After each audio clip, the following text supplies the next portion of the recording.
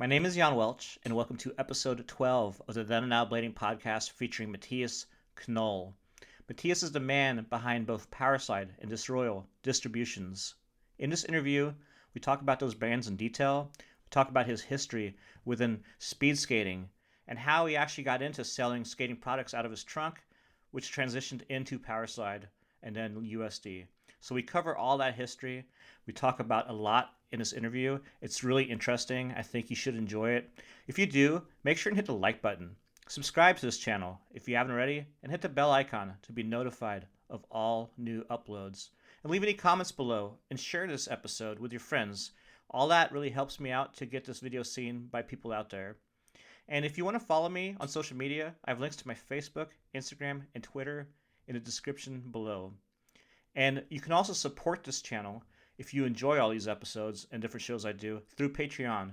And for as little as $3 a month, you can become a Patreon member and receive exclusive access to videos not available on this channel. You'll also have access to ad-free videos of the podcast, the Uncut series, and the Vault, all on the Patreon page. And I have a link in the description below for that. I also have a donation page below if you want to go that route. Anyway, let's get started with episode 12, the Then and Now Blading podcast with Matthias Knoll. For this episode of the Then and Now Blading podcast, I welcome Matthias from Powerslide. Hello, Matthias. How are you? Hey, Jan. Thanks for having me. All good. Yeah, all good here. You're welcome. Yeah. It's been a while since I've talked to you in person. Last time I was at Powerslide was about 4 years ago when I came to visit you, and I was really sick, staying at the hotel there. But a lot's changed since then. We had a little, low period around that time. Obviously, with the pandemic, everything's changed. But I wanted to go back to your history a little bit. When did you start skating yourself? I started when I was 6. So, I started with 6 in a club. Before I was, with 5, I was skating a little bit. Back when you had the roller skates, it was all on quads, the cheap adjustable metal skates, basically. That's how I started. And with 6, I went to a local club for a testing. And, after a week in a holiday vacation, then, I decided to stay there.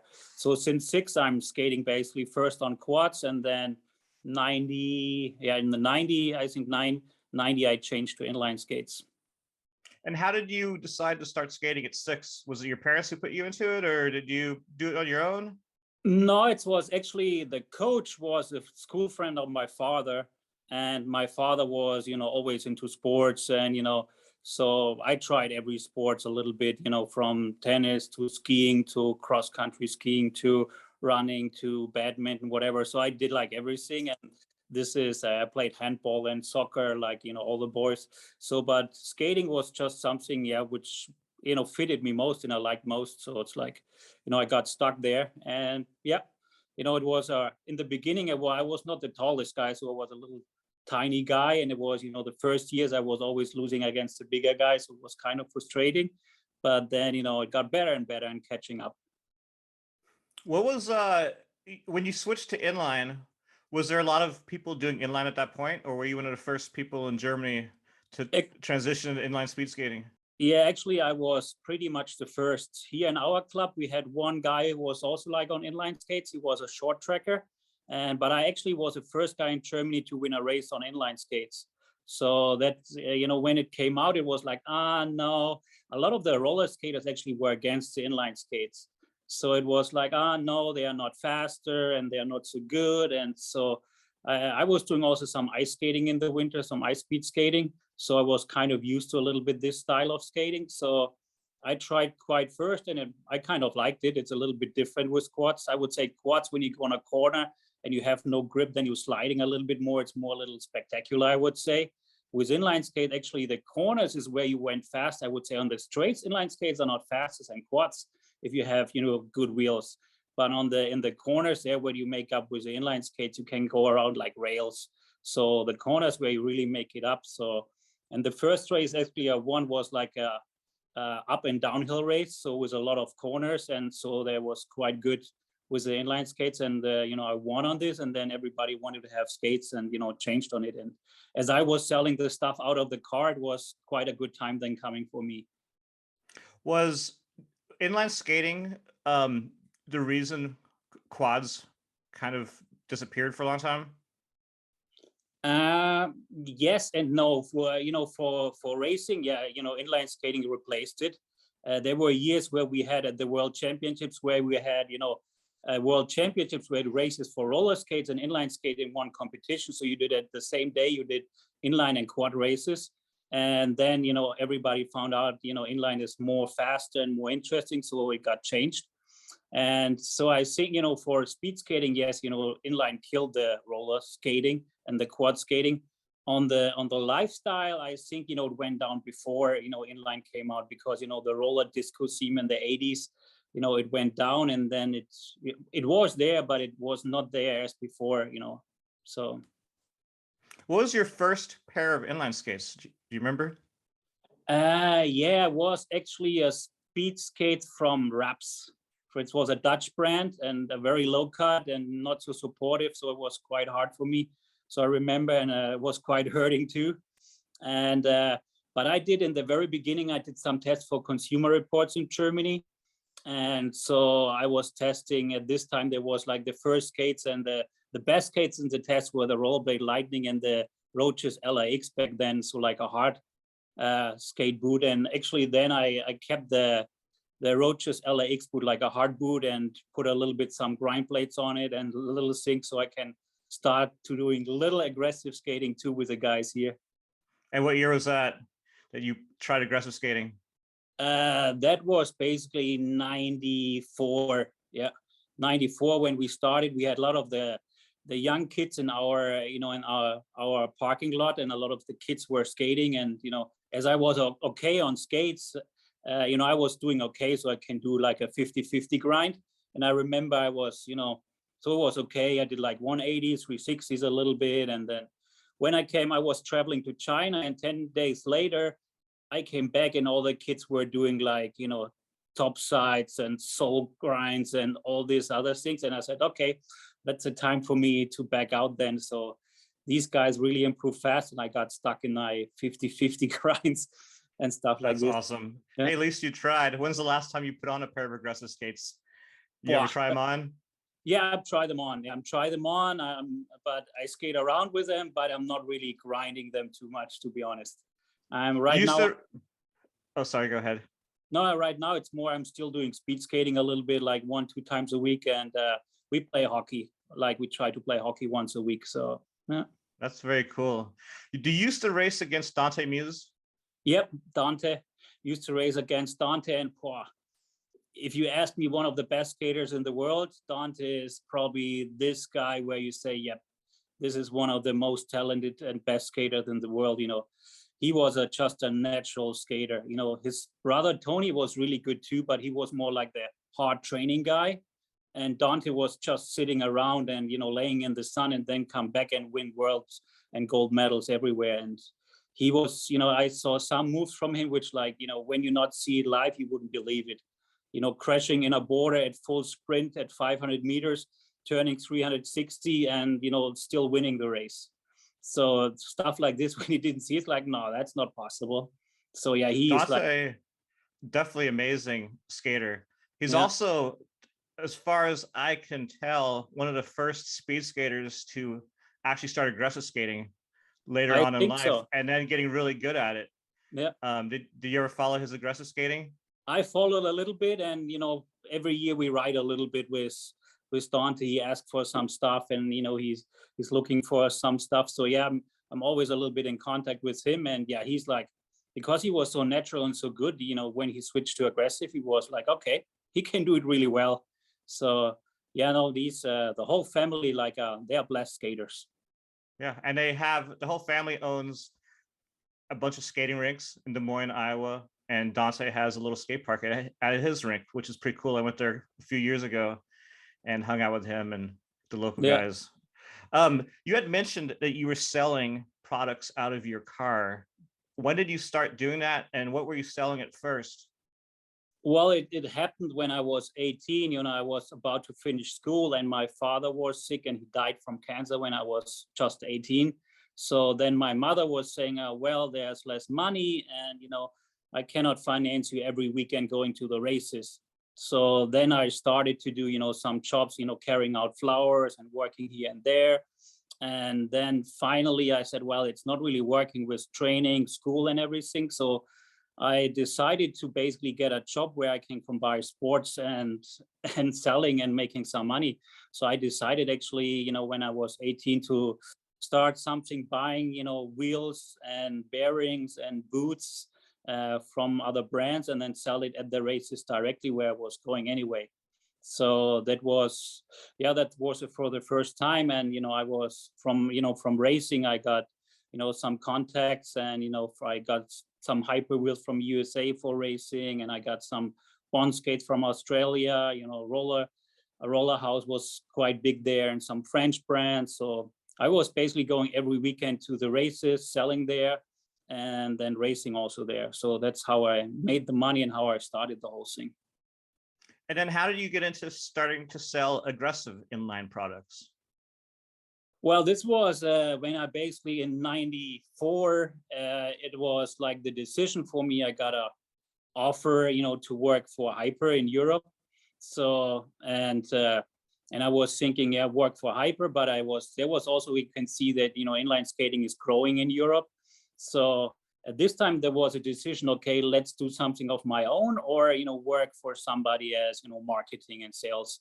So then I decided to do it of my own, and I got an old friend, Stefan.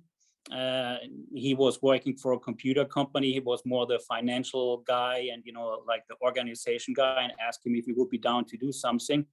So then we started basically Powerslide in 94. And this was it was quite a hard decision, because instead of going to the World Championships, I went to the ISPO trade show to, meet all the suppliers and getting it started. But it was just the beginning of the, of the skating boom, basically. And from my contacts, it was like, we got quite some interest in the aggressive. And, Hyper back then, they owned all the brands also for aggressive. And as we couldn't get the Hyper real brand for distributing in Germany, we got Senet, 976, and, all the Tribe brands. And then we got later Realm and, all the brands, linked to Hyper. And from this, traveling to USA and contacting to the aggressive scene, we got quickly into all the other brands too. And yeah, actually I enjoyed really, I would say, the lifestyle and the, the image of the aggressive skating. And so that was really in the beginning, we really focused most of aggressive. And actually where I come from, speed skating, we kind of dropped a little bit, and it was more aggressive. And yeah, it was pretty much fun. And the, the skaters were super nice, and the whole industry was nice, and there was a good vibe, and, it was booming, and everybody was happy. So that's how we got along. And, then we got to meet all the other guys from Senet, Arlo, who got involved in UST, and Shane, who was involved in UST, making the artwork, the logos, and, running the team and all this. So that's, how everything basically came together in the beginning.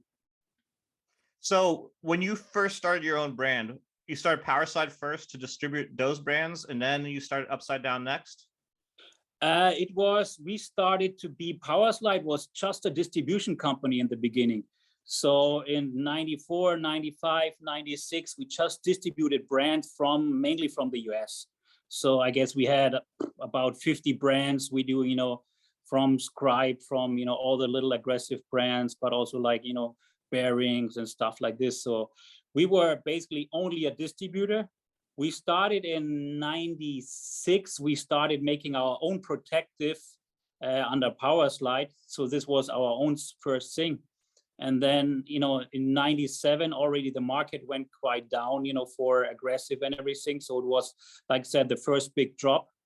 And then actually a lot of the brands, dropped out and, stopped step by step. And so we were left, okay, what we do? We had a really hard time too.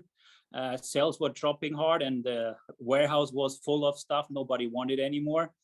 And at this time, it was not so easy to get rid of it. You just had your dealers and the shops, and if they didn't order anymore, you could not go directly or sell over the internet. So it was quite a tough time. And so we decided actually to make USD as our first brand. So this was basically launched in '97. And it was always a dream because, the guys from Senate always wanted to make skates too, but they were never allowed from the boss to make skates because they were afraid they lose all the business for the OEM wheels. But especially Brooke, Arlo, and these guys always wanted to make skates. And Brooke was running ads already in Daily Bread, Empire Skate Company coming and stuff like this. So, but it never happened. So, but then the guys were like, let's make skates. So that's why, a lot of the guys, Arlo and these things were supporting also USD from the beginning. And it just came together that, USD was our first brand. And there was a German company. They were trying to make aggressive skates, and the skate was looking okay. And there was a skater involved, Manuel Weschenbach. And then we said, okay, let's take this over, and we make USD. And from there, we made some designs and went to some events, made some prototypes, and got the skaters on board.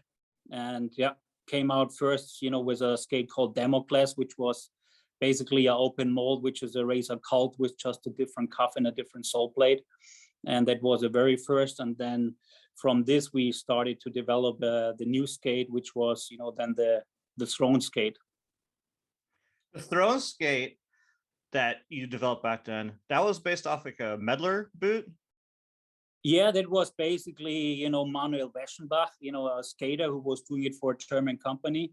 And they had her skate, and they had a little bit different visions and thinking, I would say. But they said, okay, we are not planning to do like a worldwide thing. And we said, we would have some people on board who could do it probably better. And so we got, the design reworked. And then also fitting the idea from us was to fit, the different brands on it for, customization. Because back when, you bought an aggressive skate, and it was like, how you bought it. And then you customized it with your grind plates, with your sole kit and everything. And back when there was already, Senate was having the frames and 50/50 having the frames. So our idea was, to put those frames and those, frame companies on our throne skates too. So that was also the good thing, to get 50/50 involved with Chess and Lawrence and, and also like Senate. So this was really, that's why also the team was more or less, the USD team was a split between 50/50 guys and Senate guys, basically. That makes sense. I saw some old photos of some old Powerslide skates and saw one or old USD skates, and saw one of them came with a Senate 30mm frame.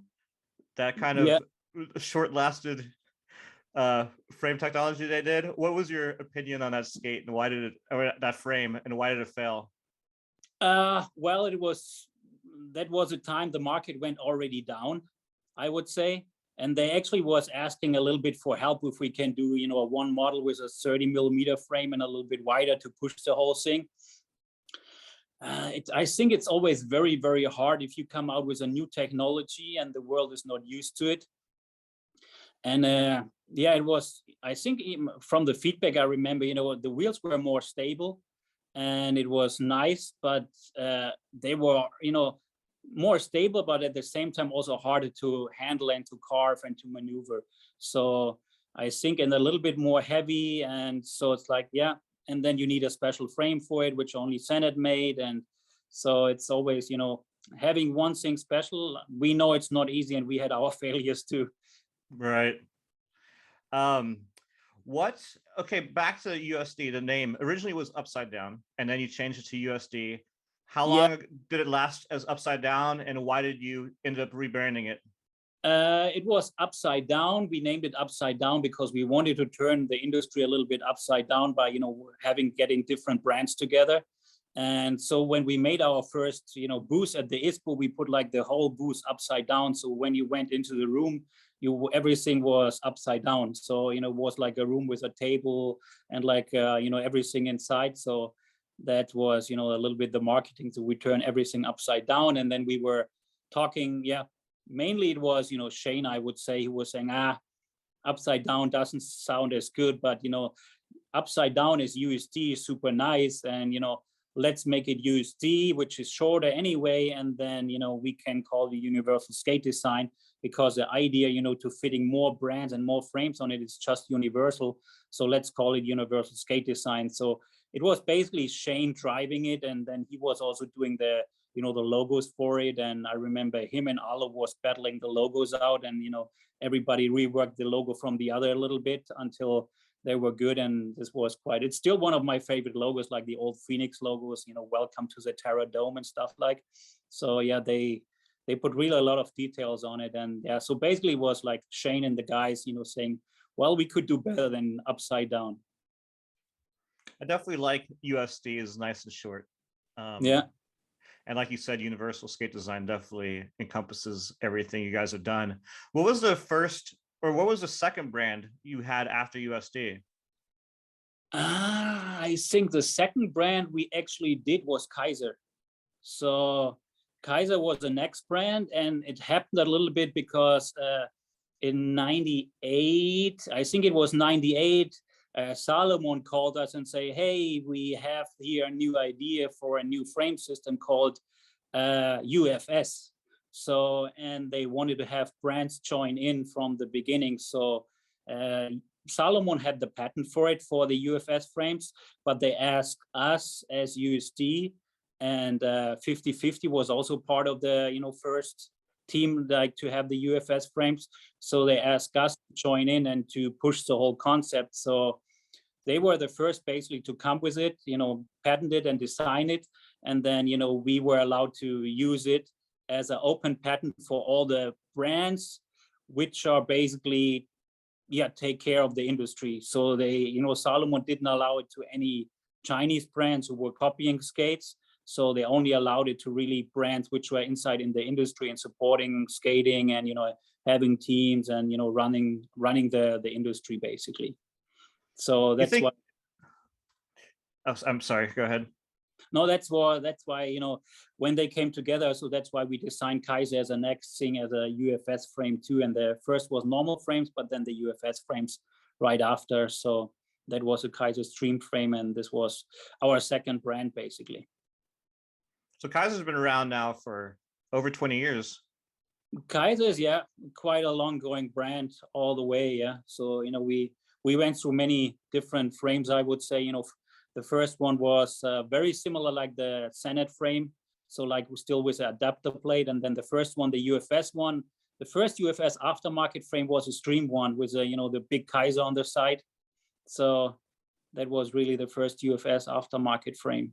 Cool. So, and from there, we quite had some frames and some tries and some errors, and still going. Do you think that UFS is the perfect system? Do you think it's going to be the standard for like in the future, or will that ever change the frame standard? Well, is it a perfect system for current skating? No, I don't think so. I think it was good back when, but right now I think UFS should be modified or should be changed, but it's almost impossible to do because every brand would need to change all the molds and all the skates and all the setups. I think the position could be a little bit different right now to accompany better the different sizes of frames and setups. So a lot of times the mounting bolt is now in the way for if you want to have special setups. And so it was a little bit one of the ideas. That's why we said UFS is not perfect and let's try something new. That was a little bit the base for the Iqon skate. So we said, okay, UFS is a standard and it should always be, but let's try something which is out of the standard and has probably some, I would say, some benefit from it, from being lower, from being lighter, and from being different skate. That's good. That's actually a question I was going to ask you, was about the Iqon skate. And who came up with that concept for the Iqon skate? Well, it was me, having it in different segments. And then I remember I was running it to our, I would say, aggressive team designer and the people in the office here. What do you guys think about a one-piece system, and everybody was smashing me and saying, no, we're not doing it, we're not going against UFS and stuff like this. So it's like, okay, so I kept it on the table. I asked 1 year later, and then half of the guy was positive about it, and then where we started it, and then actually really, some of the like Kenneth and the designers really got on board and really liked the idea, and were also pushing forward for it. So, but it was I think it was a little bit of a luck too, because at this time the industry changed a little bit. Before, it was really the industry was all about the hardcore market, and you can only have small wheels, and then it changed already with the power blading a little bit to the bigger wheels, and the skaters being more open and stuff like this. So I think we got a little bit lucky with the release time, that the people were more open to try something new. But still, it was quite a big risk to go against UFS, and saying, this is a standard UFS and we're doing it, but here's something totally different, which we think is really good too. So for the Iqon skates, you have several different models for wheel sizes. Do those all have different molds for each size, or how does that work with so many skates? That's why it's a little bit tricky. Basically, it's a one-piece mold. So the boot, the sole plate, and the frame is one piece, but the frame you can separate. So we can put a 80 millimeter frame or 72 millimeter frame on the same boot. So basically, it's a sliding mold where we can cut it off, at the boot.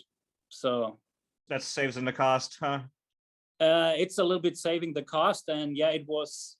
And it's always like, some people cut the frames off and make it a UFS skate. So if you see inside, there's a UFS mounting. So Iqon, if we wanted, could be UFS too, but so far we never did it.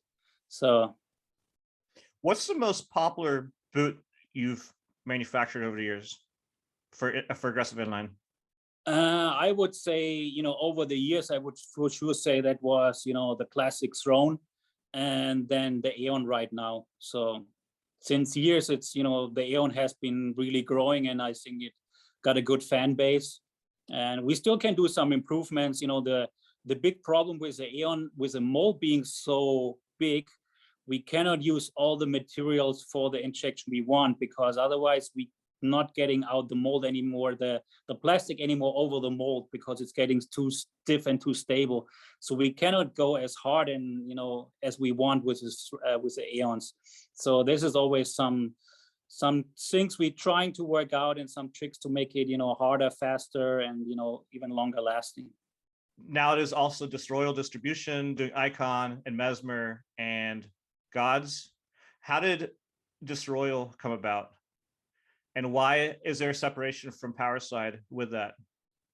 Why it is, it has several reasons. There was, like I said, I started the company with Stefan, my partner, and actually he was a little bit older already. And he was, when you have business, you have sometimes different views.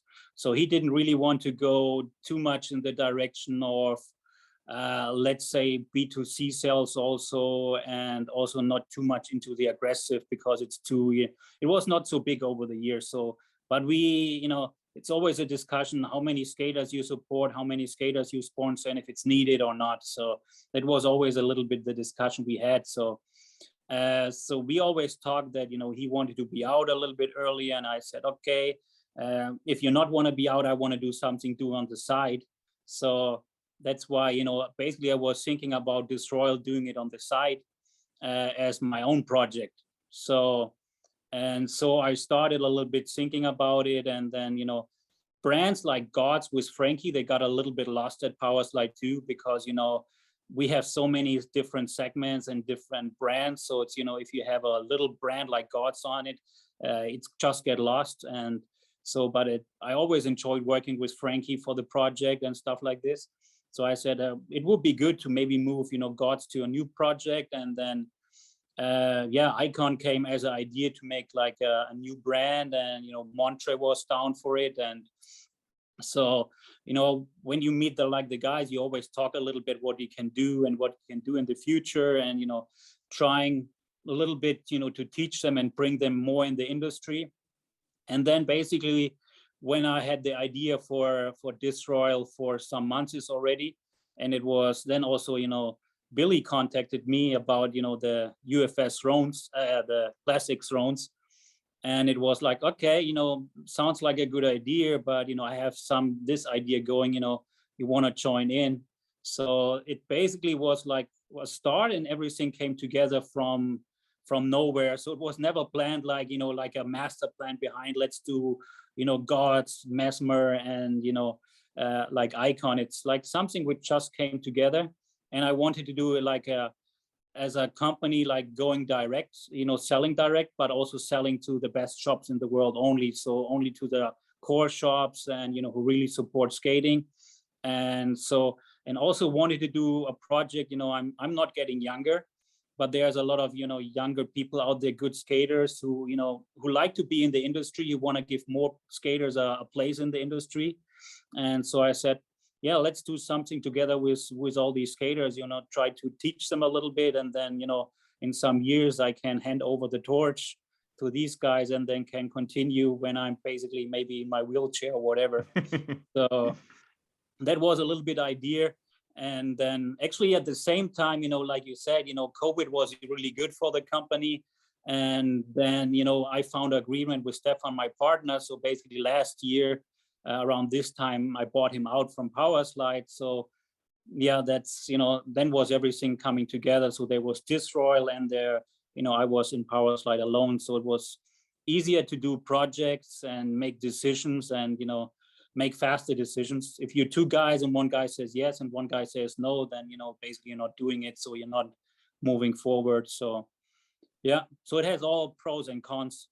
I really enjoyed the time, working with him, but, it's also sometimes when you're more loose and freedom and you not have to, discuss and, explain everything to another guy to make some things easier. So who's taking over all of his responsibilities? Is that you, or have you hired some new employees?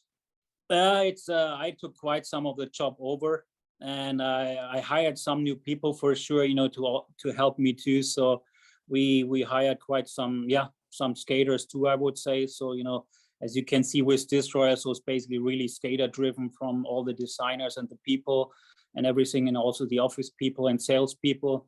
And we also hired like, 2 more people here at Powerslide. And so, yeah, I'm trying to do it. And while we also have, my wife came in and helped a little bit with the financial side. He's a controller. And so she's handling this a little bit and, keeps me a little bit on track with the numbers, making sure not, overspending too much and going crazy with everything.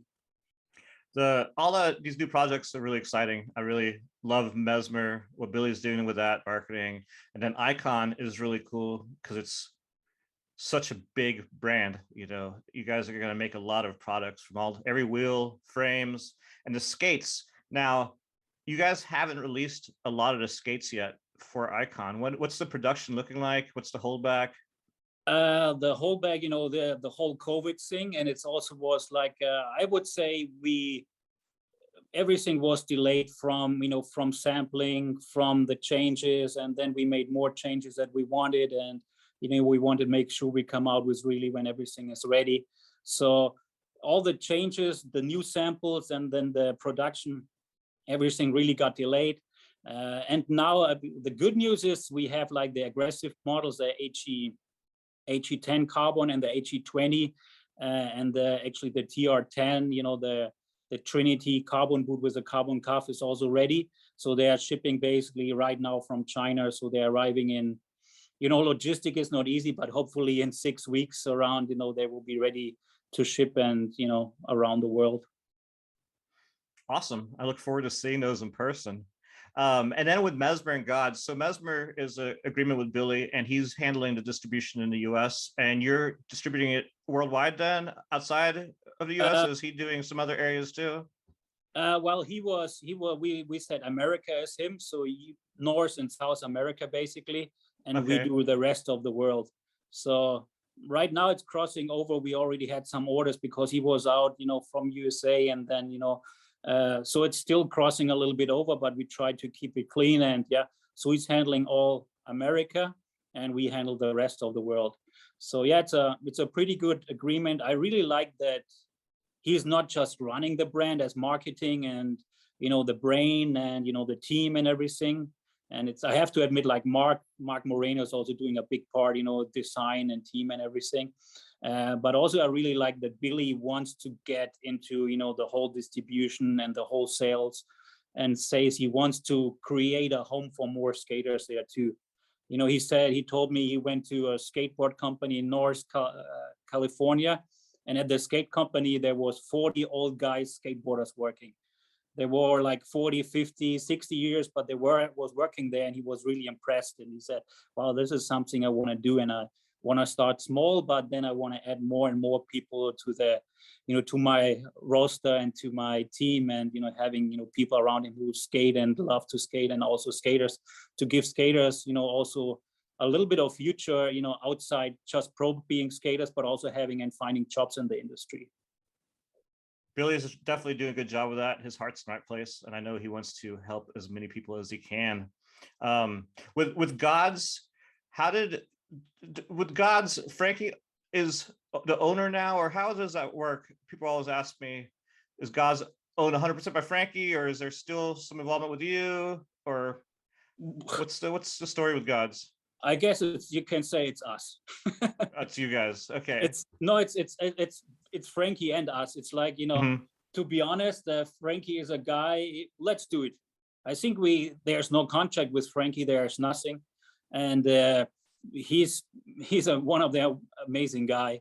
So it's like, we always said basically, it's always a discussion. I had the same discussion with Billy, so what do you do? Okay, you're a 50% owner. What does it give you? You only basically, it makes sense only if we sell the company. So, and how many companies you have been sold in the inline skating industry? So that's not too many. So I would say, and so we always said, let's not, focus too much on the ownership. Let's try to make the best out of it. And Frankie is, he's, running the team with Tim Franken basically. And, he's also handling sales more or less in the USA. He got, Intuition involved and helping him with shipping. Matt Mickey is helping him. But he's basically always, same like Billy, is also into the distribution a little bit. I would say a little bit more freestyle, not with a real company, but, with his online and social sales. And, but yeah, Frankie was always one guy, I have to admit, that's like, you could tell Frankie, yeah, sorry, you're kicked out. We are not, cannot pay you anymore, anything. And he said, no, that's okay. I'm still continue skating. And there's some guys like him who really love to skate and doing it for the passion and not, for being paid or being pro or whatever. And this is, he's quite impressive guy. So I really admire him too for his attitude. That's also the nice thing, I think, with the Disroyal, project. It gave me quite a little bit of a push too, and more outside thinking, like you say. Billy has his visions, Frankie has his visions, and Montre has his vision, and they're all totally three different guys, but they all have, like you said, the heart at the right place. And so it's quite enjoying to working with them and their view and what they're doing, and working with them together. Cool. Do you keep in contact with any of the old pros you had throughout the years? Like, some of the main guys in the early 2000s? Yeah, a little bit too. We have 25 years coming up for USD next year. So we were planning some special skates again and releases. So have been in contact with some of the older guys. And so I have been quite in contact with Dominic, with Sagona. So, we are working for a special release skate with him. And then, talking to Feinberg and, Aaron for this. And the nice thing is also, which got the most delay because there's problems finding we lost all the shoe molds for Shadow, but also talking actually to Dustin Latimer about history 25 years real Shadow skate, with all the natural and old parts for him.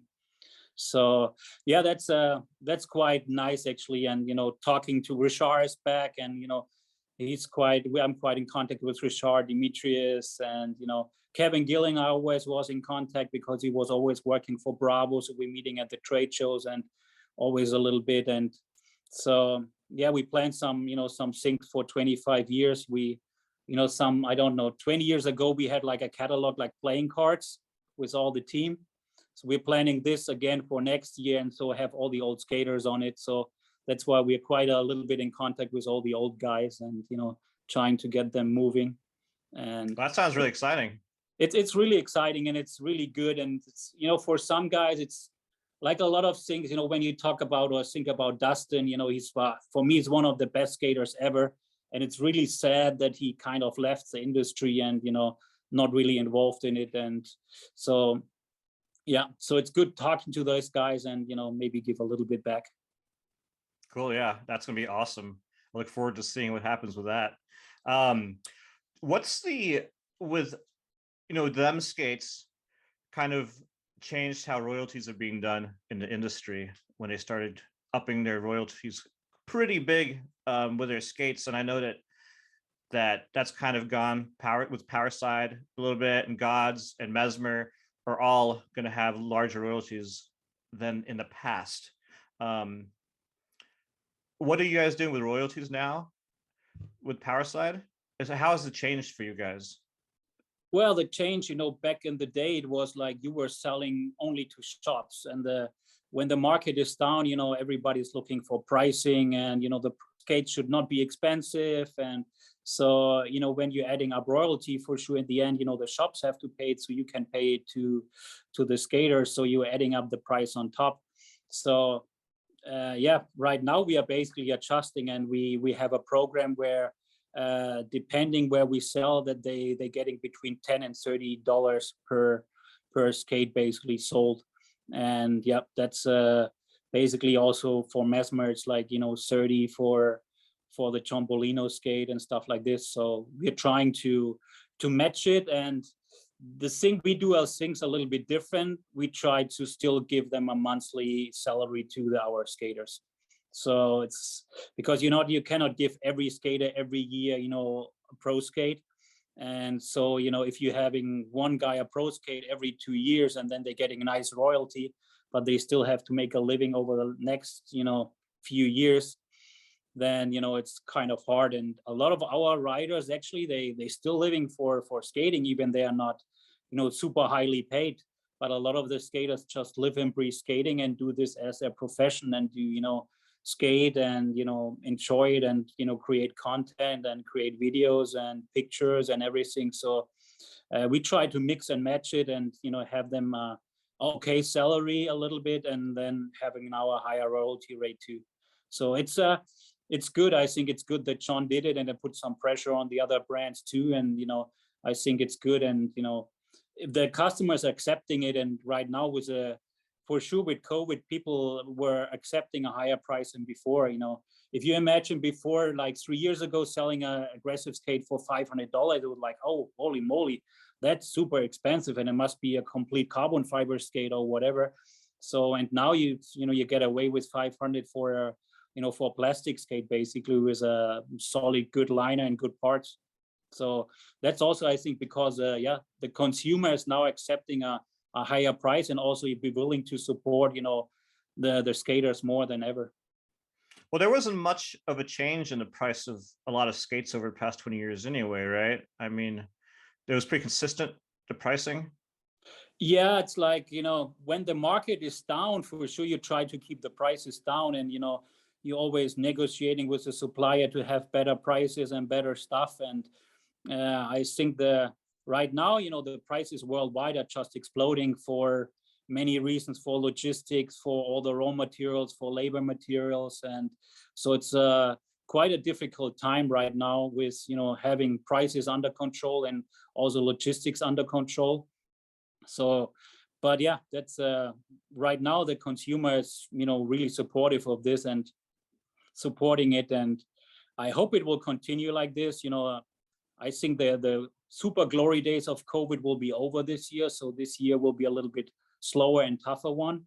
And quite a lot of brands on the market. You know, a lot of old brands came back and new brands started, and so it's quite and I think the market will come down a little bit this year. So I think it could be quite a little bit of a battle or struggle this year, you know, get everything going. It definitely feels to me that the market is oversaturated right now, especially with like wheel brands, and there's a lot of frames, there's a lot of competition. So I'm definitely interested to see where everything goes once everything normalizes a little bit. Do you think that the current trend of skating is going to stick around for a long time, or? Well, I think it's, you know, COVID did help, but I was saying always years before that inline skating is due for a comeback. And I think a lot of things changed. You know, inline skating definitely became, let's say, cooler in the public eye. You know, before it was like, you know, you imagine like inline skating, a fat old 50-year-old overweight guy in a speed suit, you know, skating a speed event and a competition and falling down and everybody laughing at him. And now you consider inline skating more like a, you know, cool urban thing where a lot of cool people are involved, and, you know, fashion and trend and orientated more. The skateboarders are accepting it way more. And I think, you know, the great thing is you have a lot of people coming back, like old guys really supporting it.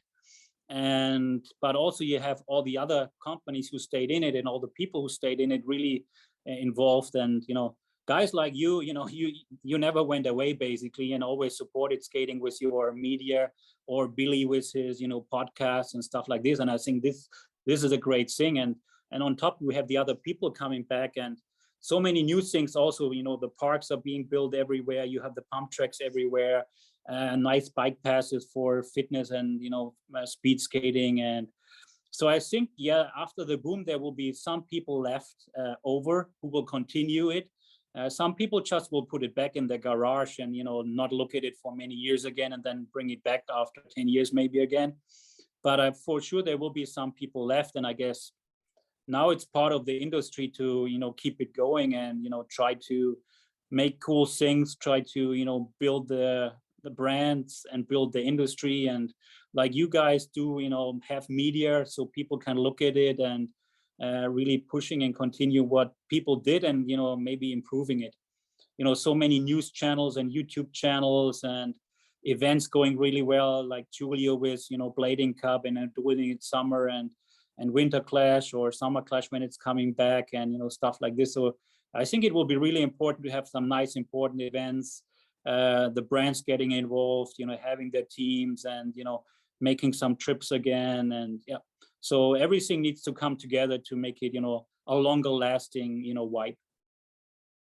I definitely think that, you know, YouTube is helping get the word out there, and a lot of people switching disciplines as well, you know, from big wheel to aggressive and speed and slalom and everything like that.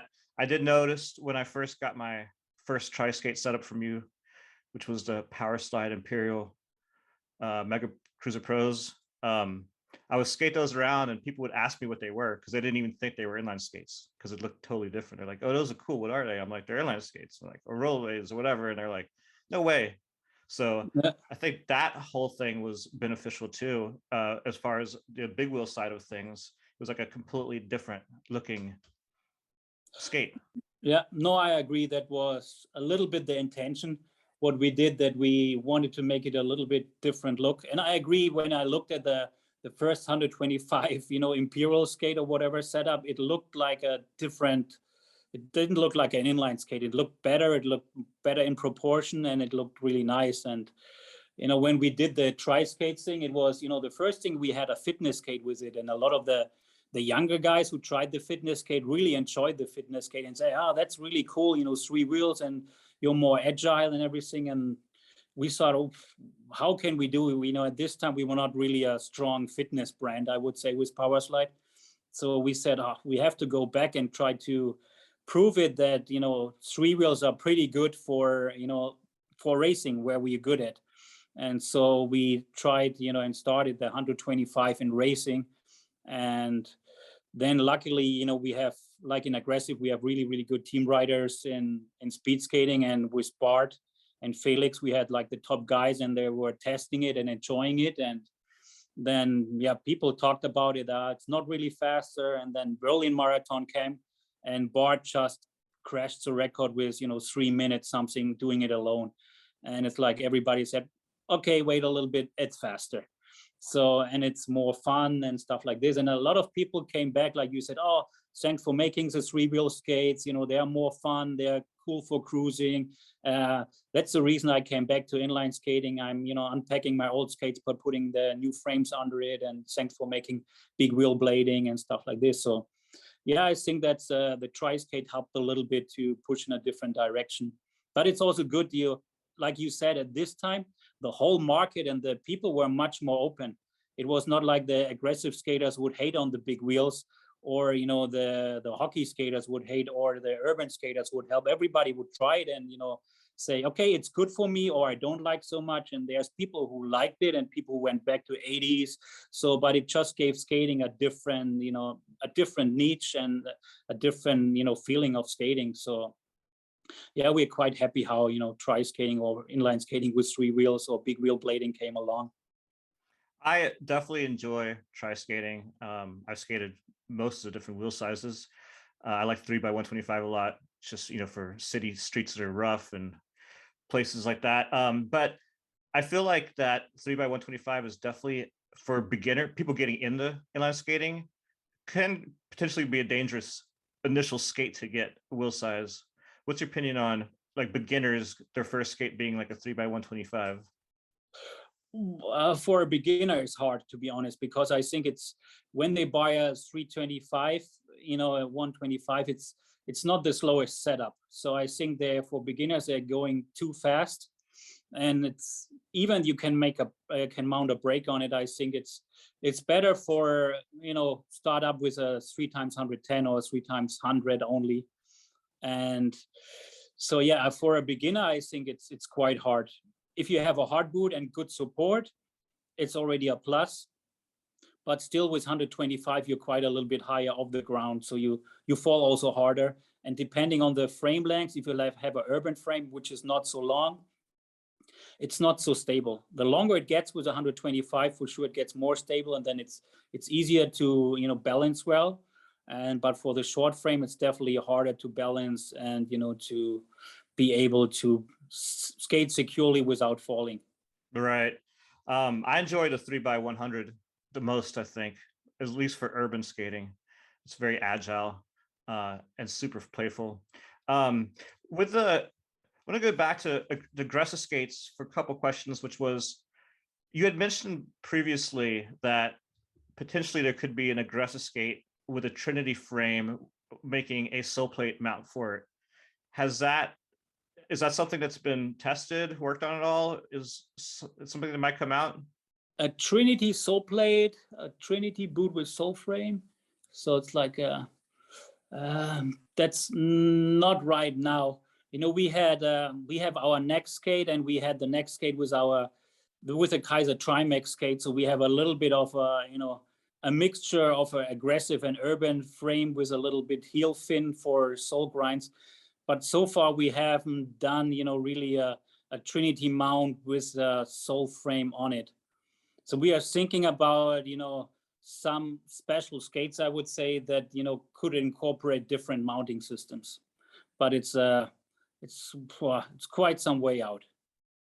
Sounds like a lot of testing and design. Yeah. Is there any possibility for a UFS version of the next boot? Right now, I would say no. It's a urban skate with Trinity, and it's not really designed to be an aggressive boot. It's maybe down the road there will be, for sure, in some years there might be a new Iqon out with a different look, which is maybe more like looking like a Next or like an urban skate, but having the technology of a UFS and aggressive skate. It always amazes me how many products you guys are able to come out with in such a short amount of time compared to all the other companies out there. I guess it's because, sorry, go ahead. Oh, I was going to say, does that have to do with you not being corporate and just you in charge? Yeah, I'm in charge of the product thing, and I'm like I admit I'm a product geek, and I love to make innovations, and I love to try different things. Even I know it's easier to fail. So it's like we said before, we had our failures, and if you look at USD, we once had the legacy skate, and for this, we did brainstorm with the whole team what we need: adjustable sole plates which can be wider side to side, a royal groove which can move back and forwards, a height adjustable cuff, and we made aluminum bars. And so it was a super technical and tricky skate, but it failed pretty badly. So it was something cool, but then it did not work so well. So we had to modify it, and we made it heavier and taller and bigger. So in the end, it was not something what we wanted to do. And then we basically went back to the drawing board and said, let's do something totally different. And they used the carbon came out, and basically the opposite, super lightweight and very responsive and stuff like this. So, but I was thinking it's also because we have, I guess, a lot of team skaters, and all the team skaters, they bring ideas and they bring improvements, and they always said, oh, can we do this, can we do that? And and then it's always like, okay, it's not a bad idea, maybe we can do this and that. And so it's always like a little bit, a product is always like, sometimes yes, it's one guy's idea, but a lot of times it's like, one guy comes up with an idea, and then it's changed and being reworked, and you have the designers, you have the skaters, and the team managers or whatever, and then it's the whole project evolves, and then it comes out. And we are not a corporate, and we can try more, so we fail more, and but we also sometimes it works, some parts. So we're trying, and I'm always thinking, I don't want to do always the same as other people do before. So if we just do always the same UFS boot just in a different look, that was never my intention. I always wanted to try things that maybe are out of the box and could be better, with a risk of failing. So I noticed with the Mesmer skate, you're using a new material, the Pebax. yeah. Is that something you're going to use on other skates in the future for Powerslide or USD? Yes, we are trying to. Actually, this company has a lot of cool materials. I would say, I know Billy said they are not so expensive, but they're really expensive. And but it's a very special material. Prepax is basically used in most of the super high-end running shoes on the bottom to give actually energy back. So it's a very special plastic which is bendable, but always returns and gives a lot of energy back. So actually it has a lot of good features, and a lot of good features you can use for skates. So we are trying to incorporate this in different projects too down the road. But as it's a quite expensive material, it will be only incorporated on the high end. But the whole company, it's a French-based company doing this. They are also really into eco-friendly, and they're basic. All the materials are a lot of is biorecycled, and they're based on corn or other stuff. So it's also quite an eco-friendly material, which is getting more and more important too. Even we are eco-friendly sport, I would say, as a transport, but still we also try to look into use better and less material which can be recycled well, and contribute a little bit from our side too. That's really cool. I really like that concept of having environmentally friendly products in there. For the Trinity skates, you have started licensing Trinity mounting to some frame companies. I know Endless and NN have released Trinity versions of their frames. I know some custom speed makers are making Trinity boots. Is there any other brands that you've been talking to about making Trinity products? Have any actual skate manufacturers had interest in doing a Trinity mount? Yeah, there was some talking, and it's always hard to say brand names. Probably they don't like it, but they were one of the two big ones we were talking to. And so then the ownership changed there, so it got a little bit on hold. But it's always hard for another company, for a big company to get on board, because they feel they're contributing something which probably helps another brand more than this. well, the small brands, like you said, the frame companies, they were really cool and supportive. And, for us, it's definitely, it's helping us too, cool brands like and smaller brands, like NNN and, Endless are really, joining in and pushing this system too. I think, Trinity for some frame setups and wheel sizes, it's really the best. It makes it more stable, more lower, and really has a great power transfer. So it's for sure a system we want to, keep pushing forward in the future. And we are happy, the more companies join in, the better. But we know probably we'll never get all the brands on board with everything. But yeah, we are all open, and we are happy if people joining in. Well, I hope that takes off, because I really like the Trinity system myself.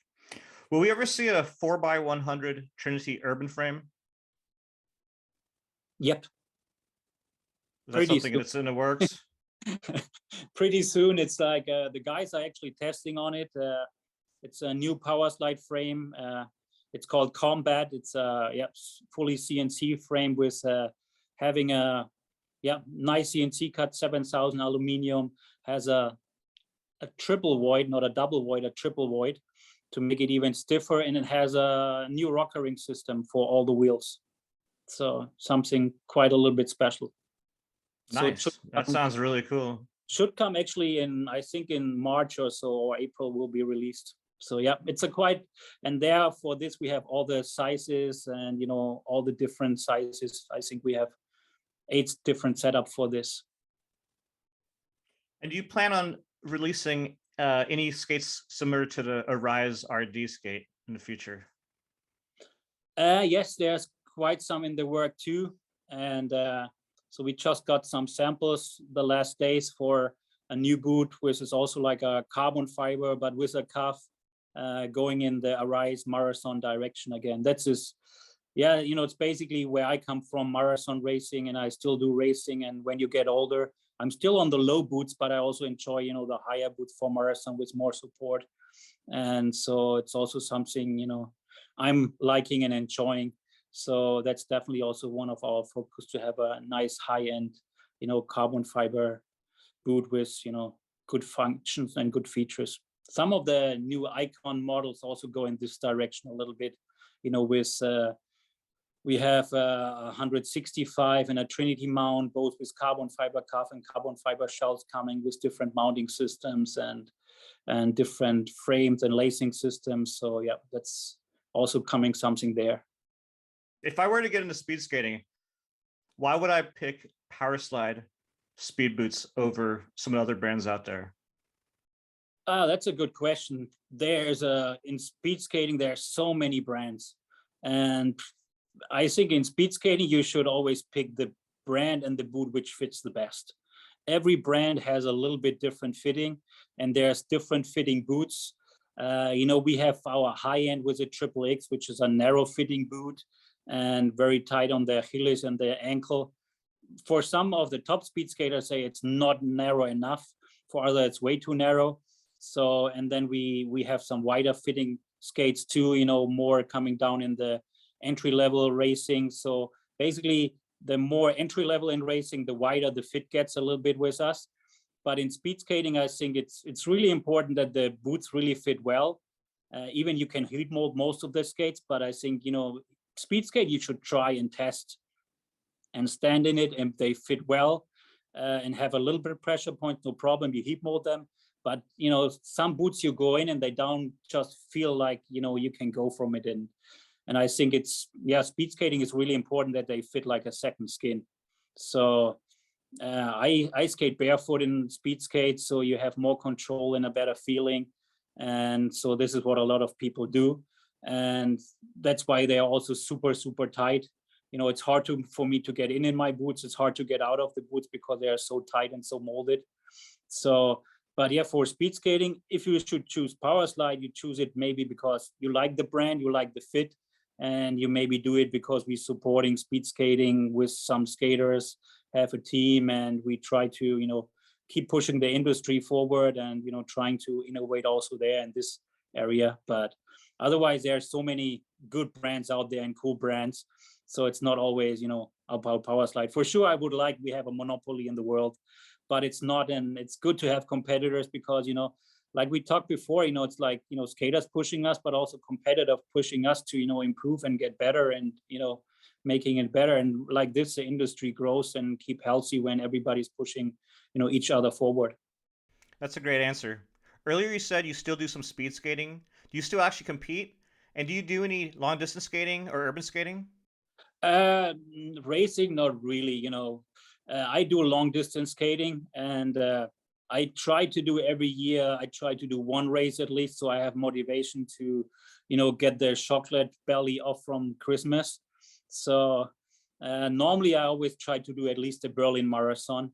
So this is something where I think I can recommend to any skater. It's like, this year was last year was a little bit over 2,000 skaters, but when the years before COVID, it was like 5,000 skaters, sometimes 8,000 skaters. And when you go there, it feels like, skating is the biggest sport in the world. You have 500,000 people standing on the, on the marathon course around the city, cheering at you, bands playing for you. And it's like just a really, really incredible experience. You have the best skaters in the world there, but also, you have people skating, 2-3 hours there and, enjoying skating. So it's a great event. So I always try to do one event. And for this, I train, but my training is more or less, I go over the hills, and we go here from the office. There's a little 20K lap basically up and down the hills. We call it the death lap. And so that's what I'm doing mainly. And with some, we have quite some aggressive and urban skaters here. So from time to time, we're doing a skating urban session, go to city and bomb a little bit the city and the hills, and otherwise try to play hockey a little bit. So that's it. What's your favorite setup right now? For myself or for speed skating, I'm on a 3 times 125. I'm on the 12.5 magnesium casted frame because it's really light, and I don't have really big feet. I'm at 41, so the 12.8 really fits me well and is nice to skate. And for hockey, on our 3 times 100, like you're saying, it's very agile, and I like to play on 3 times 100 millimeter hockey. Actually, super agile and still very fast. So that is my 2 setups. And for urban, I have a 3 times 125 with a little bit longer frame. You guys make a hockey boot, right? Yep. And how's that doing? How's the roller hockey market?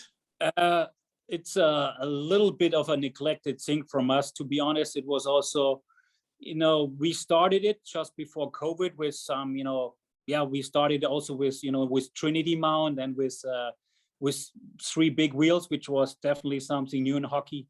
Hockey is very, very traditional, I would say. They're all used to, fixed boots with, where you cannot change the wheels. And so when we came out, it was quite something new.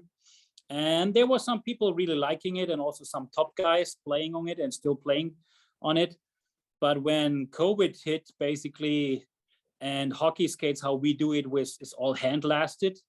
So it takes really long to produce.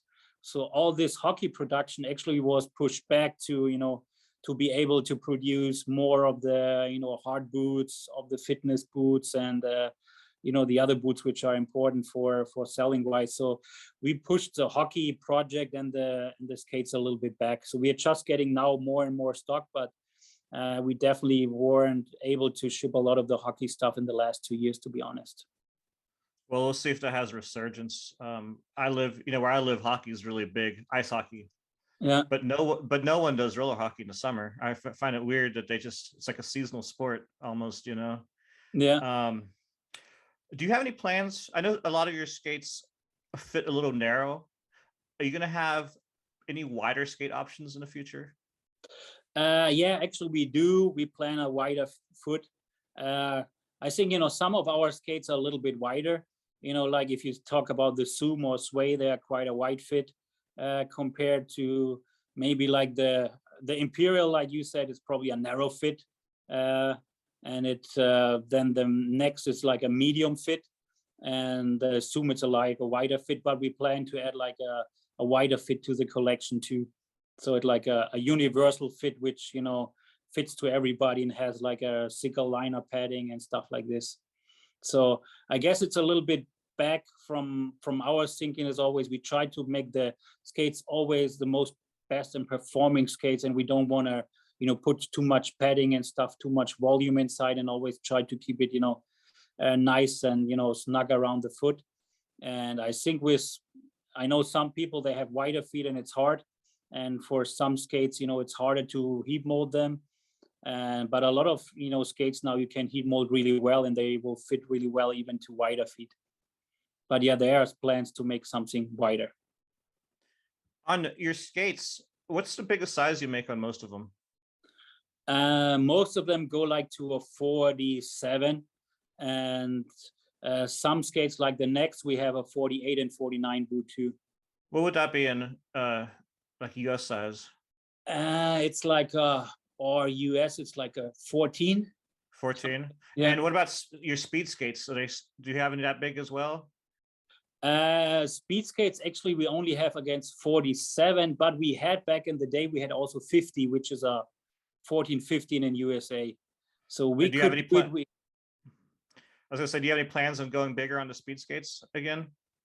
Probably we should be, if you're asking this. Probably there's demand, and I know we had one boot and it was quite successful actually. So I don't remember why we stopped it, but I would put it on the to-do list. Yeah, I do think that's a good one to add. I did have a lot of people ask me that question. Yeah. I want to talk to you a bit about Chaya.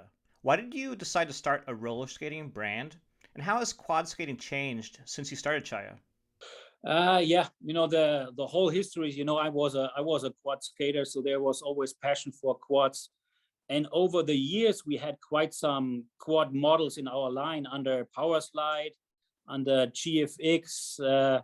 We were distributing Sure Grip from USA. We were buying some rock skates and stuff like this. So we always a little bit linked with a roller skate. And then we had, John McFadden. He was before, maybe you heard the name, he was before, sales manager at Hyper in the glory days. And then he worked for Rydell and everybody. And he said, you guys should get into, roller skates. And he was like our distributor, and he set up everything up a little bit. And we got first into Derby with Chaya. And then, yeah, we got, into the lifestyle skates and, the fashion skates or whatever you name it. But then it turned out, quickly that, one of the markets definitely, which is also happening there, is park skating. So aggressive skating for roller skates. And that is something which is really nice and happening. And that was also quite good. And so when we came in, we tried also to make, our carbon fiber technology with heat molding. We made a new mounting system where you can mount, the plates with just 2 screws and, adjust front to back and side to side a little bit. And so, yeah, this is the Chaya project has been, working really well. And we have a lot of good people on the team. And like Kenneth himself, he's he's one of the main designers. He's also into roller skating a lot and, Skatepark. And so this is helping a lot, to move this project forward. And yeah, it's and roller skating has been booming too. That was also something nice, and it went a lot of the girls you can see on TikTok, you saw on TV and commercials again roller skating. So it was great to seeing inline skating and roller skating basically coming back at the same time, and both actually working together and not against each other. And like you have events like Blading Cup or Frankie's event, like you have competitions for roller skates and inline skates, park skating. So I think it's a great vibe, and everybody really is enjoying it and working together. And that's, I think, over the years, I think that's the biggest thing and the most developed. You can see that skaters being so open, like you said before, aggressive skating you can see at a marathon in Berlin right now, skating and enjoying it. And everything is crossing over, and it's not just anymore it's a speed skater or aggressive skater. No, it's just a skater, and everybody is really appreciating the other one. So, and the same goes for inline skaters and roller skaters. So I think that's a great thing which changed. Do you think the resurgence of quad skating, especially park quad skating, has had any impact on aggressive inline skating or helped aggressive inline grow at all? I don't think so much. I think there's crossovers from both sides. There's Montre doing roller skating park too, and really enjoys it and really is good in it. So there's aggressive guys going to park skating, and there's like, roller skaters going from park skates in quads to inline skates, and there's a crossover, or there's people doing both, and there's quite some people actually doing both things. So it for sure it helps a little bit, when people see skaters in the park with roller skates or inline skates to help it. But I think the main thing for aggressive, it came back. It was like, the older guys came back all motivated, and it's a better media situation right now. And you have, more medias, like you said, on YouTube, TikTok, or whatever, where young kids see, aggressive skating. And if you look at it right now in aggressive skating and all the social media, you see a lot of really, really young, good guys, on skates right now again, who is already, skating really well. Young girls skating really well, young boys, 18, 16 years old, who are already ripping. So it's like, before Randy Spicer, Aaron Feinberg, 16, 17-year-old guys, who are the best in the world almost. And you can see this coming back right now with a new generation. So really good skaters growing up again. And that's, also something positive for the future, that there's really a second generation of young skaters coming and staying in the industry, I think. I've been really impressed by some of the kids I see that are, under 10, that are just so good, better than any under 10 has ever been. I also like how Iqon, the AM team, is all under 18 for the most part, which is cool. Yeah, that's like I said, all the guys have different vision. And Montre idea was, hey, we want to support the youth, we want to support girls, and we want to support worldwide everybody, whatever color it is, whatever nation it is. We want to have Asian, we want to have colored people, and want to have girls really supported. He was really, okay, our team should be basically half girls, half boys. And, so it's his vision was really cool. So I said, hey, I'm down for it. And, he was really, yeah, let's do a cool AM team and young guys and stuff like this. And so, yeah, that was, really him pushing this too. And I'm fully was supportive for this. Yeah, it's a great brand. I think everything with Disroyal right now is just super cool. It's like a lot of the people involved really make it what it is. And yeah, we were a little bit lucky, we had a good time when we launched it, I think. And, like Montre and all the other guys winning Blading Cup, that was also something which is not planned, So it's like, for sure it was a quite good start. And, How many people are working for Disroyal distribution?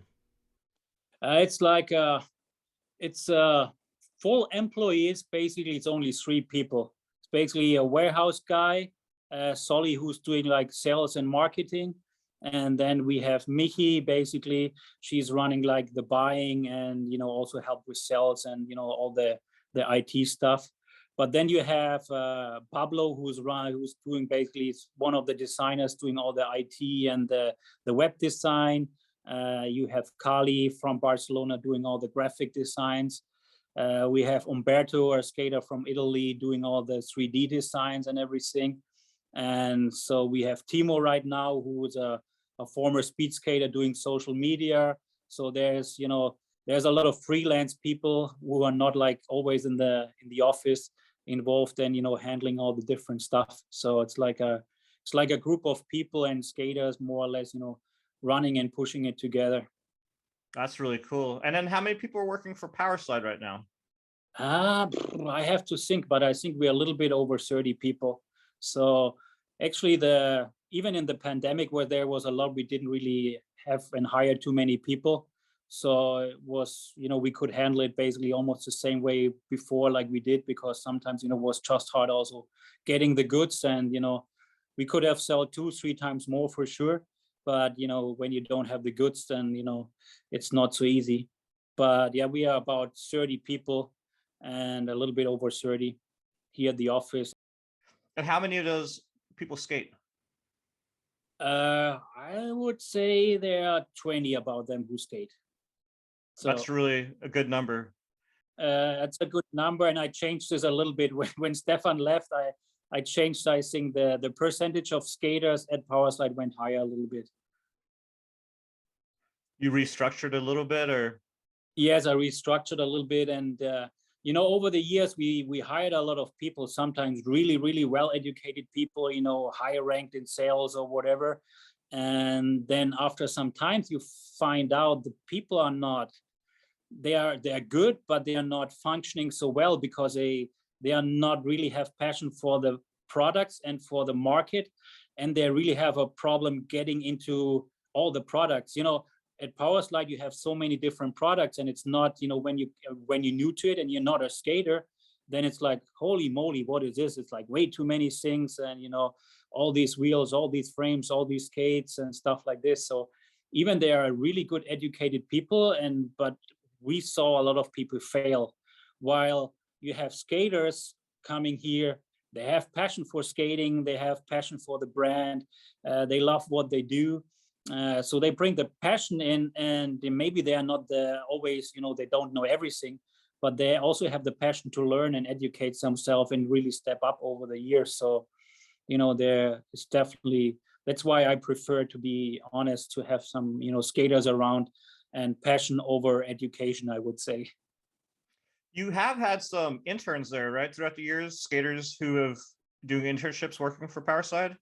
Yeah, quite a bit. Yeah, we always try when people call or say, hey, I need to have an internship here and there. So we always try to be open. So it was not super easy during the pandemic, but we still had like a US guy here, actually, aggressive skater who did some months here.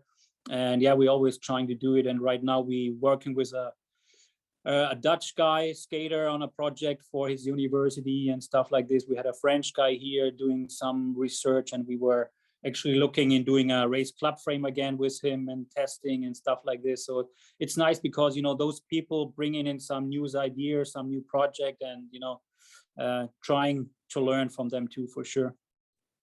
Who's your longest employee at Powerslide? I think it should be Bauer. I guess you know Bauer.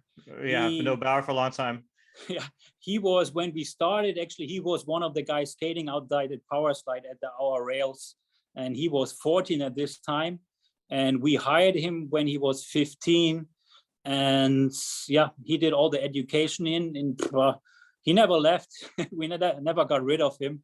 So he's still there, and he's like, yeah, he's, you know, he's running the US basically business and a lot of the big accounts now, and, you know, handling a lot of stuff. So he's actually looking in, he was a really good skater, and he's looking into coming skating back. And, you know, we have Chris also, he is here for a long time skating, and he also came back skating with more skaters coming here. So it's nice to see a little group of skaters. They go out, you know, not every lunchtime, but they go quite to the warehouse, skate the rails and the boxes, and then, you know, come back. So it's quite to see nice how this all coming together. Have you never had plans to build a Powerslide skate park?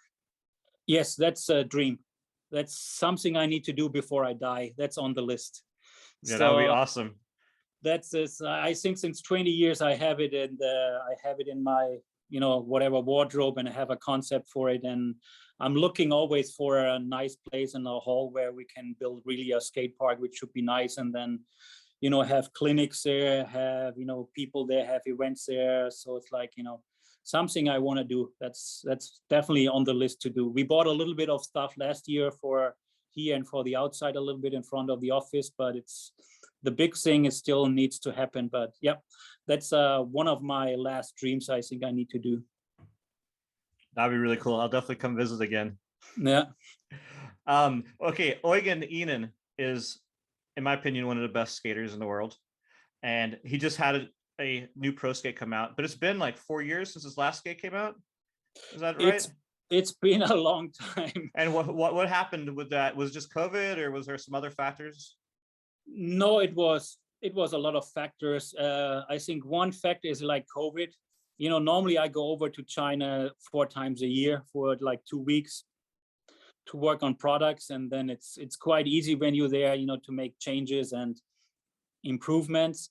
And with his skate, you know, it's not, when you see it, it's like not everything new, but there's a lot of little details he wants. And, you know, I think he went through 10 different prototypes, always changing and improving, and until always the samples came, and that sample is not correct, and they had to rework samples, and so it was a long time that he had to wait for his skate. But he was, I have to, like you said, for me it's probably the best skater in the world, but he wanted to make sure it's really like he wanted to have it, and if there was 5 millimeters too long, he went back and changed it, and he was really saying, I want to have it like this. And the way he skates is, he's like a ninja, and he wants to have a skate which really accomplishes skating. And for me it's great because he's like keeping up the shadow name and the shadow lifestyle and everything.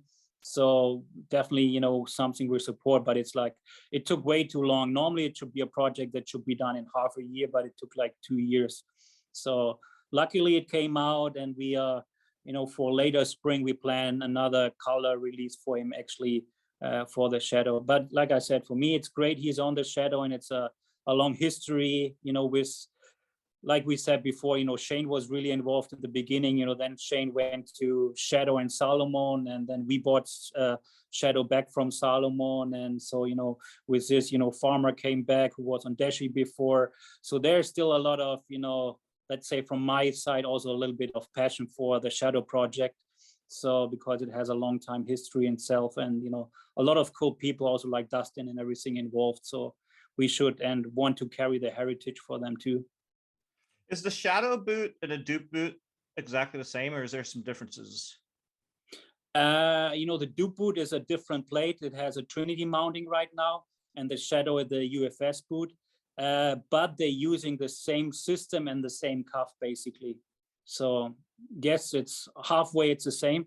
So we're using a little bit different materials, but most of the time actually the same materials. So yep, very similar. So normally with a dupe you can also take it quite to a skate park and skate around with it. Even I would say the shadow is a little bit more supportive, and hugs a little bit better your foot for more like aggressive type. But yeah, it's you need to, there's a lot of shadow lovers out there, and there's a lot of would say people say where it's way too soft and way too floppy. And it's more like I said, for people who really like the feel and the look, and like skaters like Eugen, like the little ninja. You had a dupe SUV model that came with a two-wheel off-road frame. What's the advantage of the two-wheel off-road frame versus the three-wheel model? Actually, the idea came from one of our agents from Finland at this time, and he said, well, I lost one of the frames, and when I went off-road, but it really was nice. It was lighter and it skated easier. So I would say the advantage is it's lighter. It's a little bit easier to maneuver because it's a little bit shorter frame, and it's more targeted to, I would say, the people who go with sticks and do like Nordic cross-country skiing. So it's better used with sticks than without sticks. So, but for this, it's lighter and it's easier to perform and easier to maneuver. So with the 3 big wheels, you're more a little bit on the aggressive side.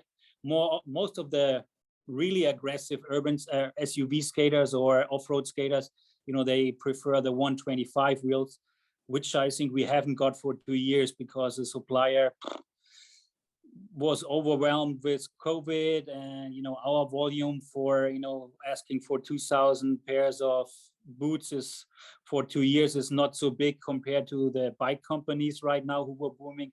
So all the companies who are doing rubber wheels were really focusing on on the car industry or on the bike industry, and not on the small Nordic or SUV industry we have. But it's definitely something which is coming along, and there's a lot of demand. And we finally actually got the last week all the skates in with the 3 and the 2 wheels, and the 125 also coming back in spring now. So it's something fun. It's if you go off-road, I use it actually in winter time for cross-country training when there's no snow. So for me, the off-road cross-country is a harder sport I've ever done, because it's even more for the cardiovascular system than really Nordic skiing. So it's quite a hard workout for the body. I own both the 125 and the 150 millimeter off-road frames, and they're really fun on pump tracks and downhill mountain bike courses. But once you get on flat ground, they're really hard to skate. It's a crazy workout, and it's very cumbersome. I've seen that there's some people doing long distance skates with these frames, and that's just crazy to me. Yeah, if you only want to skate on the air wheels, that's if you're not really inflate to the maximum, and then the rolling resistance is definitely quite a little bit more than you have on the PU wheels. So I think if you try to cross something just on the off-road, yeah, it will be quite hard and intensive. So you need to be in very, very, very good shape. Off-road skating is not the only niche market you're promoting. You're also promoting a thing called rollerobics. It's like a form of fitness on swell skates. Yeah. Who came up with this concept, and what are you guys trying to achieve with the rollerobics movement? Well, it was a little bit it was thinking, what can we do for skating when skating was down, and how can we motivate people to get in skating again? And a lot of girls and people go to the gym for workout, good or bad, they go to the gym and work out, and we try. The idea was to combine skating with a good workout, where girls say, I want to have a nice butt, you want to do this. So the idea was to really get something to coordinate, like a workout and muscular training with skating. And we always think skating is one of the best workouts if you want to have a, let's say, a nice shaped body too. So that's why I think combining it would make sense. And then it was fitting well to the swell concept, where we targeting the fitness category. And we have a girl from Barcelona, Judith, also, and she was working for Nike, or still working for Nike as an instructor, and she's also a skater. And she said, hey, I can do something like this. And the first videos we did with Felix, our speed skater, as a workout, and then felt like, okay, yeah, it's maybe a little bit too male orientated. And then you went the down the road more, looking at the girls and stuff like this. But I did it at the roller games. I did like a workout together with Judith, and I have to say, I was feeling it the next days. So it looks intense. It is intense. If you're not used to it, to the special workout, it is intense. You feel it quite some days after. Powerslide over the years has made mainly high-end and mid-range skates. Why have you guys stayed away from the entry-level skate market? Well, it's actually, we didn't really stay away. We have actually. So we have a brand called Playlife, and there we're making cheaper skates. Why we are making cheaper skates? We are. It has two reasons basically. A lot of the countries where there's not so much money, they're asking for cheaper skates to get it going. If you come to a country in the beginning, South America or Africa, and you come with medium and high-end skates, people cannot afford. So there's a demand for entry level. And then we also think, entry level skates, if they are not too bad, they help to get the market going and starting. So, at some point, Powerslide, we also had some licenses. So we had, Marvel, we had Star Wars, we had, the whole Disney, we had Hot Wheels and Barbie and Transformer from Hasbro.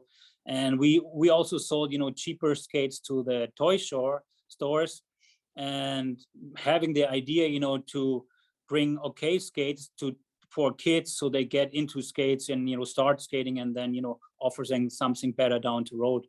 So there's a little bit. I think the market needs cheap skates for starting. Definitely, we are not a specialist in it. And like I said, we have a brand with Playlife, where there's cheaper adult and kids skates. Not really aggressive skates, cheap or so, because we don't want to go cheap on this. But there's a market for it, but yes, other people focus more on it and probably do it better.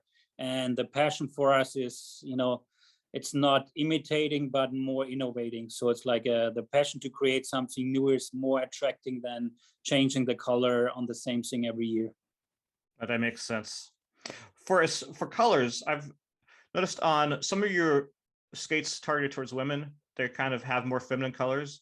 You plan on having a more wide array of colors for female skaters in the future? Yes, that's I think also a little bit the influence coming from the roller skates, that there's more and more ask and demand for women colors. And we have with Joanna, we have one women designer, two in Barcelona, and we have a women designer here in-house, Chrissy. So, they for sure pushing also for more women colors. And, some years ago, we launched, not too long ago, like 2 years, I guess, we launched the Femme line, which is like, targeted really to girls only. And for this, we just had a black coming out, a new one, a blue one. And actually yesterday, a new, like a pinkish arrived, and we have like a nice green coming in spring. So we are definitely coming with some new colorways for girls and really good looking. And especially the two new colors are very nice colors and women orientated, and very nice and comfortable memory foam, where it's just really nice to the feet. And so, but yes, definitely women, girls, it's in skating, it's a even bigger market than men, especially in fitness. And so it's great to see it actually also changing in aggressive. And I'm super impressed and happy that so many girls are actually in aggressive right now in urban skating, and making it really a good sport, which is looking down the road, this probably is one of the most important things to make it also maybe one-time Olympic sport, because Olympic Games are looking for sports which are basically 50-50, where men and women can do, and which is young and innovative and stuff like this. So now with skateboarding in the Olympics, which is the same federation as the inline skating, I think it's a good chance down the road we get maybe urban freestyle or aggressive inside the Olympics too down the road. Yeah, that would be cool. I know, for the past 20 something years, there's been various efforts to try to get us into the Olympics. Yep. But it hasn't happened yet. We'll see if it ever happens. I want to ask you, in the past, you've made other products outside of skating, such as scooters and different things like that. Why did you start making those products, and why did you stop making those products? Well, again, it's a little bit like you go after the demand, and you have your shops and your distributors, and they say, hey, can you get also, scooters for us? And we try to make actually a scooter brand, with Works. And then what happens basically, you have always a limited amount of time. So, and then the passion is again on skating. So you do and design the product first for inline skating. And then when there's time left, you do it maybe for scooters or for skateboards. So this means like in this category, they always get neglected and they fall down. And so we started it, we wanted to be a brand, but basically we found out that to be a brand, we need more focus. We would need to do the same passion like we have for skating, which we don't have. And you need to have the right people. And it was always last in row. So that's why we stopped it again and say, hey, let's focus on where we good at, and we good at inline skating and roller skating, I think, and that's basically our main focus. So like I said, we have Playlife as a cheap brand, and there we still have some boards actually, entry-level boards which are good quality and okay, but it's not the passion or the development for us. Right, that makes sense. I know you own a factory in China. What products get made at that factory? And do you have any plans to grow production of different products in your factory or add a new factory in the future? Actually, we have to move the factory in April because the landlord wants to have the place back, so we have to move it. But yeah, it's a small factory. It's 40 people, and we're doing the high-end skates there. So we're doing aggressive skates there, we're doing urban skates there, we're doing some high-end fitness skates here, like Swell and everything. We started also because, we wanted to do so many projects, but when you go to China, all the suppliers said, okay, every skate you need to do per color, you need to, at least a container, which is, 1,500 pairs or 2,000 pairs. And we go, no, that's what we cannot do. We are too small for this. So having our own factory, we could say, well, let's try this color for Swell, and we order 300 pairs or so. So our own factory gave us much more, possibility to try things, to develop things, and test things. So a lot of the companies also say, oh, I don't want to do development. So you try things and you make so many prototypes, and after 2 years you stop it. So we wasted all our time and money.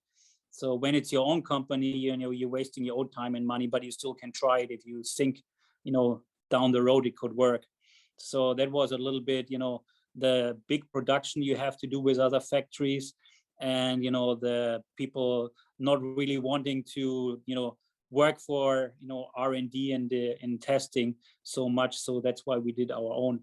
And right now we try to keep it as it is, and we're not really trying to grow this. And it was a good day. Actually, the factory worked really well during COVID, and it was every month we had containers going out. So it was working well. For sure, maybe somebody else, we could have done more in a different factory, but it was also the idea to have our own factory because of quality control and people thinking and making only skates there, and not doing skates one day and the other day they have something else on the assembly line. So I wanted to have a factory where people think about skates, and they know what they're doing, and they trying to have also people in the factory skating and testing. And so you have a little bit of the same culture in the factory, and not just being one of the brands being another factory. So you have some skaters that are working at the factory? Right now, not anymore Europeans, but Timo, the guy who actually works at Disroyal right now as a speed skater, he was there in our factory for 2 years, and he just came back the last day before it was closed when COVID hit. So since COVID hit, we don't have anybody there, but we have like 2 pretty good Chinese skaters there inside. So they are handling it right now. And Timo being there over 2 years, he quite set up a good structure and a QC system where people have a better understanding what skating is, and explain that if you do an Iqon skate, they need to jump down from 3 meters and it still should not break. And so also explain the people why it's used for, because for a lot of the people it's just like a product, and they they don't know for what it's used for. That is really cool. It really helps explain how you guys are able to make so many products in such a short amount of time. But it has to be a lot of work to design, make, and test all those products. Yeah, even our Chinese guy running it complains. He says, well, you can complain, but it's still, you have to do it basically because we want to try it.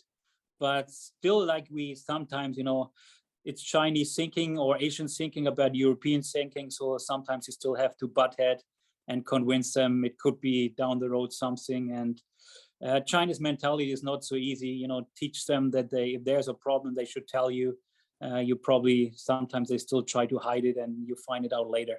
So not so easy. So definitely we also looking at finding ways to produce stuff more in USA or in Europe. And so because it's not so easy, and the logistic right now is super expensive and difficult to get. So I think the supply chain problem has been quite an issue for many of the other brands too. The Matter wheels are made in the US. Yeah, Matter is made in the US. Basically all the undercover wheels, a lot of the Iqon wheels are made there, the Gawds wheels are made there, and I don't know what else, but yeah, we do quite have a lot of wheels made there. And yeah, it's not easy to make good wheels. So it's like, and this has been quite a good constant, and the company has been moving to Texas now, and they relocated the machines. They actually set up the machines newly, and they improved the machines again. So the quality is actually a little bit up again. And so yeah, that's a good thing, and it's a stable product where we know what we get, and it's not easy. And the prices for wheels have been skyrocketing high with all the PU increases and everything, but it's still something you can rely on, that it's long lasting and good performing wheel. Yeah, they moved outside of Austin, which is where I used to live, but they moved there right after I left Austin. So it would have been cool to go visit and check it out. Next time I go there, I will stop by and see if I can get a tour or something. I wanted to ask you, Powerslide didn't really have a distribution network in the US for quite a while. I've seen it in more stores now. What's the status with like a distributor in the US and getting more products into the US? Yeah, that's always has been, the US is never easy for a European-based company. So back in the glory days, we, for USD, we had Big Dan distribution, which was Scott Walker.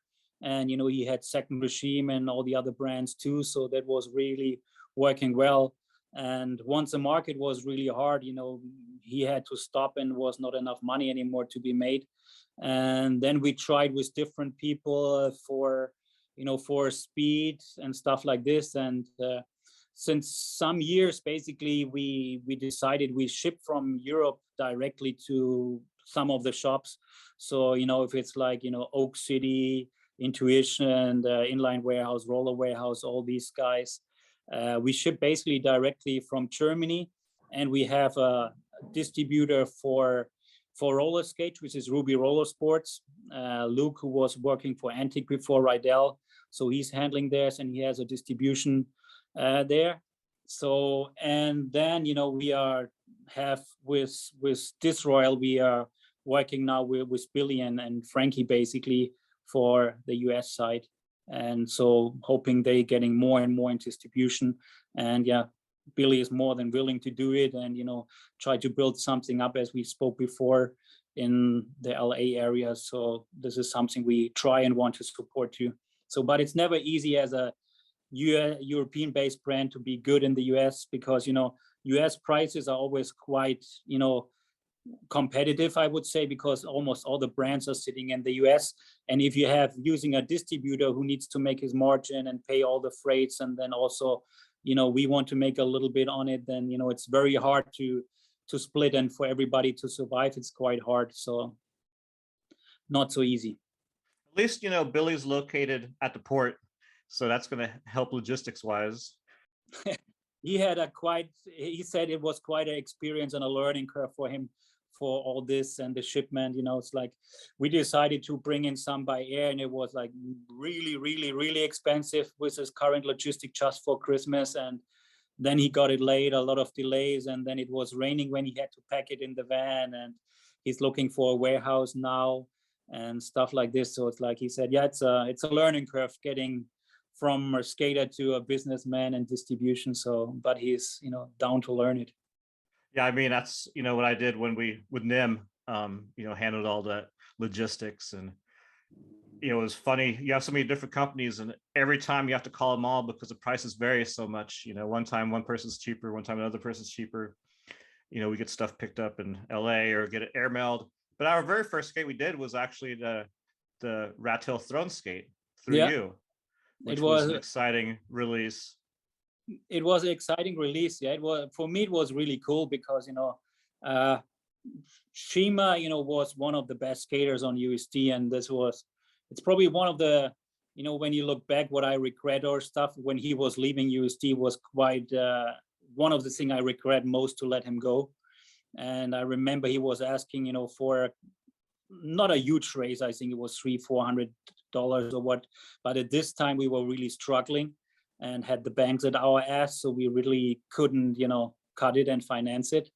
So we had to let him go, and it was really something where I said, oh, he was an awesome skater already, and it was sad to see him go. So when you guys made the NIM skate first, it was quite something cool to have seeing you guys or Shima back there. And he's one of the guys I really admire, and he had a bad luck with all his project, I think.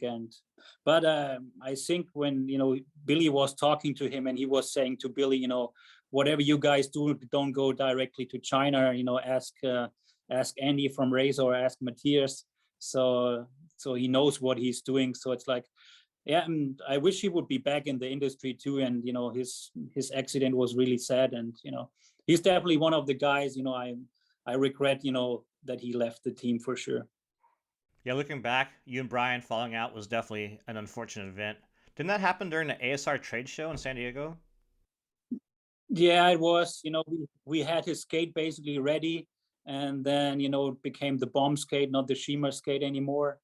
And so yes, it was a little bit where sometimes looking back, for sure there are some mistakes where I said I should have not made it. I whatever. Yeah, well, it's learning. Yeah. So, I'm sure you're still learning all the time, right? I'm learning all the time, and that's when Billy came also. When Billy was on the team, we were not always on the same opinion, and he was one of the guys who was butt heading with me. but he was always the guy who was talking it and speaking it out, the problem, and saying it, and being the guy standing for it. And even he was not the team manager, but he was a guy saying, hey, this we need to change, and this and that. And for sure there's always two sides of the story, and a lot of times he was correct, but sometimes when business is tough, you just cannot do it, and it's harder. And yes, business changes. If you're starting now a business, it's totally different than 20 years ago. Before, as you only had your one supplier, you had your shops, and if something is not functioning, then you're dead basically. Now you have so many chances with the internet, the social media, selling everywhere. You have Kickstarters and stuff like this. And before there, if you have no money and no sales network, you're done. So it's business changed quite a bit, and I think it's a little bit more easier than 20 years ago, but also more challenges, especially for a company like us who have always been in the same system where we always do what we do. We are distributors selling from the supplier to us to the shop, and now seeing more and things go directly, and so yeah, it's a learning curve for us still, and you have to be open-minded. Other than letting go of Shima, is there anything else you regret or wish you would have done differently at the time? Well, looking back, for sure, there's a lot of little mistakes, and you butt head with different skaters, and you'd say, oh shit, there was a Kelso story and this, and looking back, I guess we still we talk, they mail, and it's all over. Even you butt headed back in the day, now it's all good, and they already basically both sides always said, Matthias, I was wrong a little bit there, and I go, you know what, I was wrong there too. So it's like there's always two sides of the story, and it's the truth is always in the middle somewhere. And so for sure there's for sure regrets, and it's like the regrets, I think it's like I never could do always everything I wanted. Was it from the decision for the company, was it money situation or whatever? So it's like sometimes you always regret, but looking back, it's yes, I would do some stuff differently, but I still think most of the stuff was okay. And now I'm older and hopefully a little bit wiser. I'm hoping I can do it better and give back some of this stuff I learned from it. And that's what I said in the beginning. That's why I really enjoy the project with Disroyal, with all the skaters, and trying to give something back and teach these guys a little bit, and then can fulfill my dream. And for me, being a skater, I want to see skating growing. I want to see skating big, and and there's a lot of great talents right now in the industry, and I think we need them just all together, driving for the same aim. And then skating has a bright future, and there's a lot of new things coming, 3D printing, and a lot of cool guys, and new projects, and so a lot of things going on, and I think that's really positive. What's the top 3 countries right now with the biggest markets for skating for you guys? I think because we are a German-based company, I think our biggest country is still Germany, actually. Then USA is really good, and then as a country, it's Holland is really a strong country for skating, especially in COVID. It was actually the first country to explode, and they have a great skating history, from the ice skating and stuff like this. So Holland has been great, but yeah, it's a lot of Poland stepping up, Spain being good, France always have been good, Denmark is a good country because they have now with Skate Pro being there, really focused inline company there too.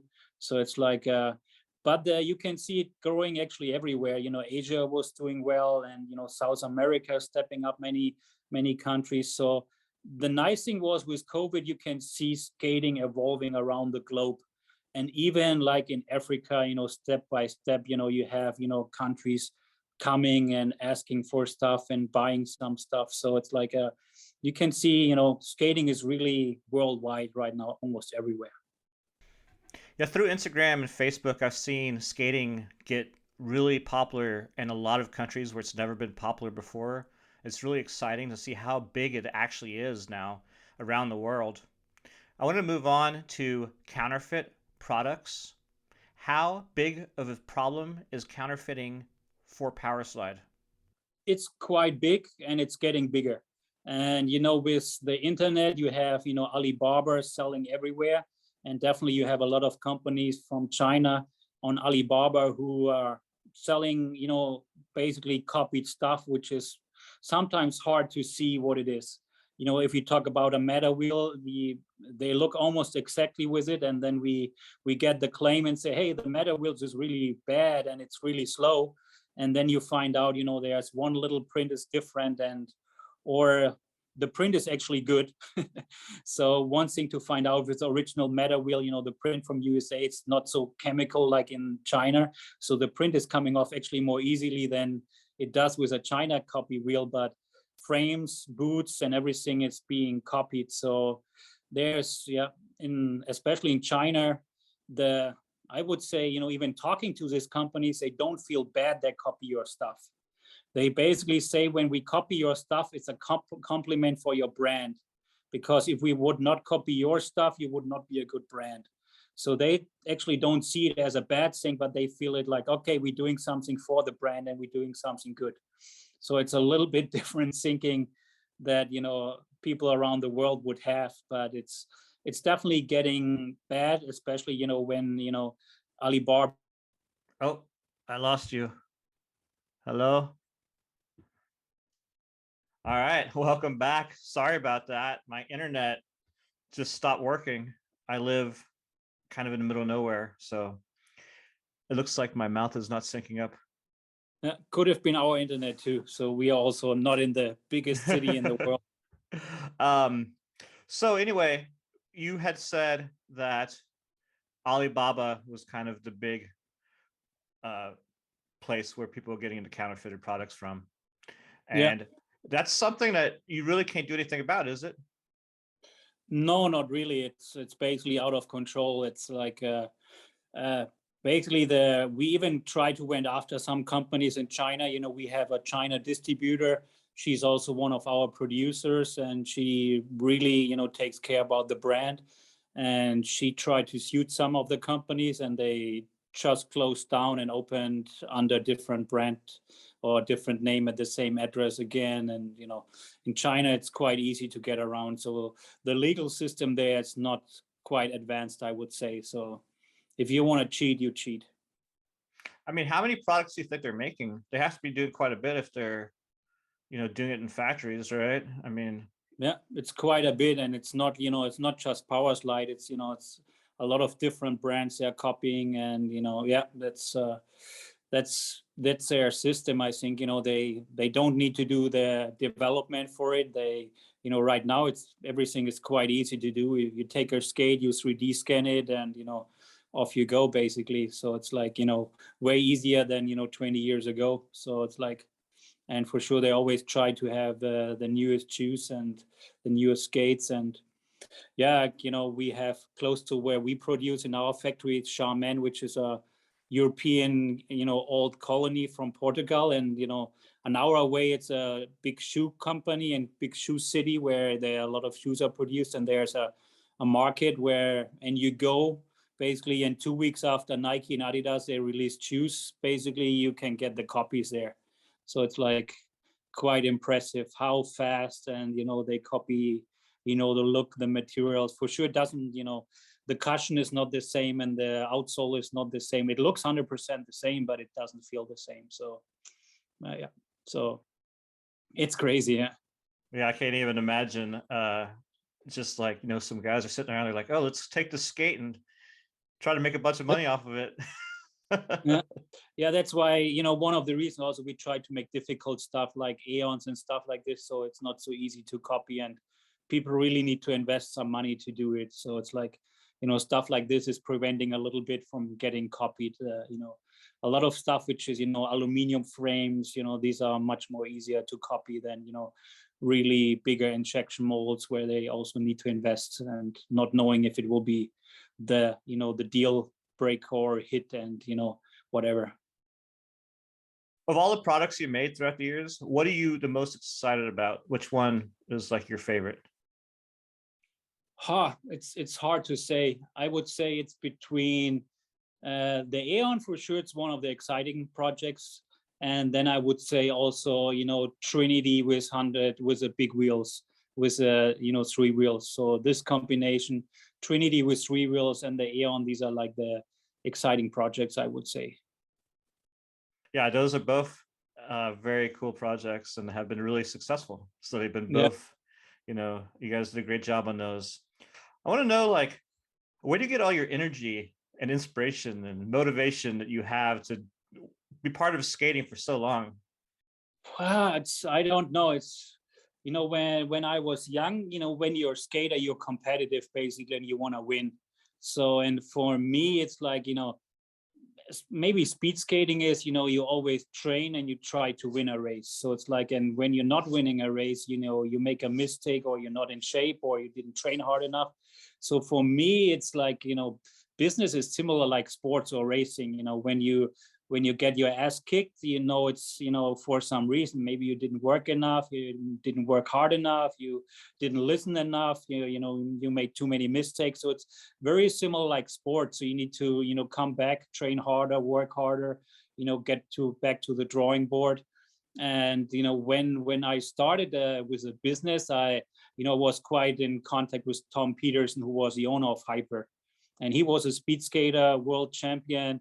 And he was a guy like having energy like a Duracell, I would say, like always like and he was like a really crazy guy, and but also supportive for us to start. So I learned quite a bit from him. And I think, yeah, you need energy and passion for it. And yeah, that's what it makes.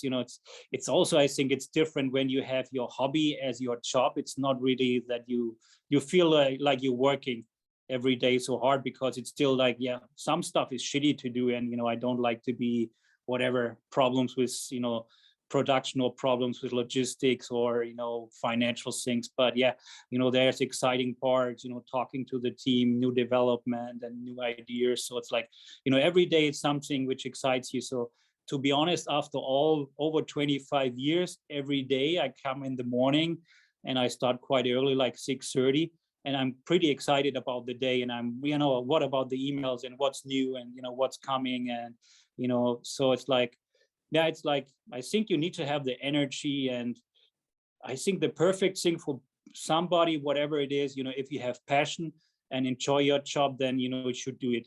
And I have a lot of friends who say, well, I don't like my job, but I still do it since 5 years. I go, how can you go out to a job you're not enjoying? And I cannot imagine it. It's like, when you do it what you have passion for, you don't feel it as your job, and it's more like your hobby, really. And so that's, I think, the great thing for me. I can combine my hobby, my passion with the work. And that's the good That's thing. amazing. That's, I think, I could, for everybody, for all the people, if it's a skater or not skater, do whatever you think it's you have passion for, and don't go after the money or whatever. I think life is short enough, and you spend so much time at work that you should always do what you enjoy. Yeah, that is great advice. I believe everyone should follow their passions. We did that with Rattail. We wanted to have a skater owned brand, and we did that. And I know skater owned is kind of a big thing within our discipline of skating. Now that Powerslide's 100% owned by you, that makes Mesmer, Disroyal, USD, Gawds, everything really skater owned brands now. How does it feel to be fully skater owned? Well, yeah, it feels good. It feels good. And it's like, it's always seemed good. I guess skater on the brand, it's more recognized. Maybe it comes from aggressive skater, because aggressive skaters may be more accepted in the industry like a speed skater. But like I said, this changed too. And yeah, it feels good to be a skater-owned company and to make their own decisions, and try to help the industry and bring the industry forward. And but I think, like you said, there's a lot of cool brands out there, and a lot of skater brands driven, and to be doing amazing job. And like I said, trying to bring more skaters into the whole mix, and for the future to have a a good future for skating. So, but yeah, it feels good. And But I have to say, there's also a lot of other companies, like even like Rollerblade, when you look at them, they are like more corporate, but they still always, coming back and doing something for the sport, promoting the sport, having teams and, bringing out new products. So even, the bigger brands or roaches, whatever, they all do, trying to do their best. And, even they are not skater owned, but I think they all realize that the skaters are important, and the core, everything should circle around other skaters and not the companies. Yeah, it definitely makes a lot of sense. I have one last question for you, and that's this. What about inline skating do you love so much that you stuck with it all these years and dedicated your life to the sport? I think it's different things. It's like when you ask me when I skate myself, if you're alone and skating, speed skating, for sure, it's like, it's kind of the combination of the speed, which a little bit the thrill going downhill, you can go super fast, and there's a little bit of a energy kickback, but still, like the flowing movement also, where, you're just rolling at super high speed. You could pass, all the bikers going almost full, and you still be with them or can pass them on skates. So it's a feeling of freedom, and still, then when you're not looking at speed skating or skating fast, skating is everything. You can aggressive skating is all the thrills. You jump down, it's it's adrenaline, it's jumping on a rail, slamming, bailing, stand up again, do it 10 times, and trying to win. And hockey is the feeling of a team spirit, winning together, scoring, shooting, and hitting and blocking. And so it's like, when you look at freestyle skating, you have the slalom skating, you have, all the crazy wizard skating and all the moves and, the slides. And so it's basically, you can find everything in skating, what other sports has to offer all together. So, and this is the excitement. It's from team sports to individual sports, the feeling of freedom to, just be, somebody special on wheels. So I think that's, skating combines so many things in one. Yeah, it's an amazing sport. It's has a beautiful group of people involved with it. I really appreciate everything you've done for not only aggressive inline skating, but speed skating and urban skating and slalom skating. Like, you've embraced it all and helped it all grow. So I appreciate that. And I really want to thank you for joining me on this episode of the Then and Now Blading podcast. Thank you so much for coming on. And I really do wish you the best in 2022. And I hope everything works out. And I look forward to seeing all these new products and innovations you come out with. Yeah, thank you. And I only can give it back. People like you being stuck in the industry so long and contributing to it, and even not making a ton of money with it, but being there and pushing it forward in the good and bad times. That means something. That means they're the passion is at the right place, and that's the people we need. So Yeah. Thank you. Well, you're welcome. Yeah. Well, I look forward to coming back to Europe, when everything is normal again, and visiting, and hopefully maybe you'll have a skate park by then, which would be awesome. Okay, I will push on this one. Yeah. Okay. So anyway, I'll talk to you soon. Take care. Take care. Yep. All right. That was a lot of fun catching up with Matthias. It's been a while since we've talked face to face. We covered a lot of topics in this interview. I hope it was able to answer some questions you might have had about Powerslide and Disroyal, and I hope it was informative. If you did enjoy this episode, make sure and hit the like button, subscribe to this channel if you haven't already, and hit the bell icon to be notified of all new uploads. Leave any comments you have in the comments area below, and if you did like this video, share it with your friends. Get it out there. Help me promote it if you want. I have links to my social media below: Facebook, Twitter, and Instagram. And I also have a link to my Patreon page, where as little as $3 a month, you can become a supporter of this channel and have exclusive video content not available on YouTube. And you'll also have access to all the videos that are on YouTube ad-free, which is pretty rad. Anyway, thanks for watching episode 12 of the Then and Now Blading podcast with Matthias Knoll. We will see you at episode 13 coming soon.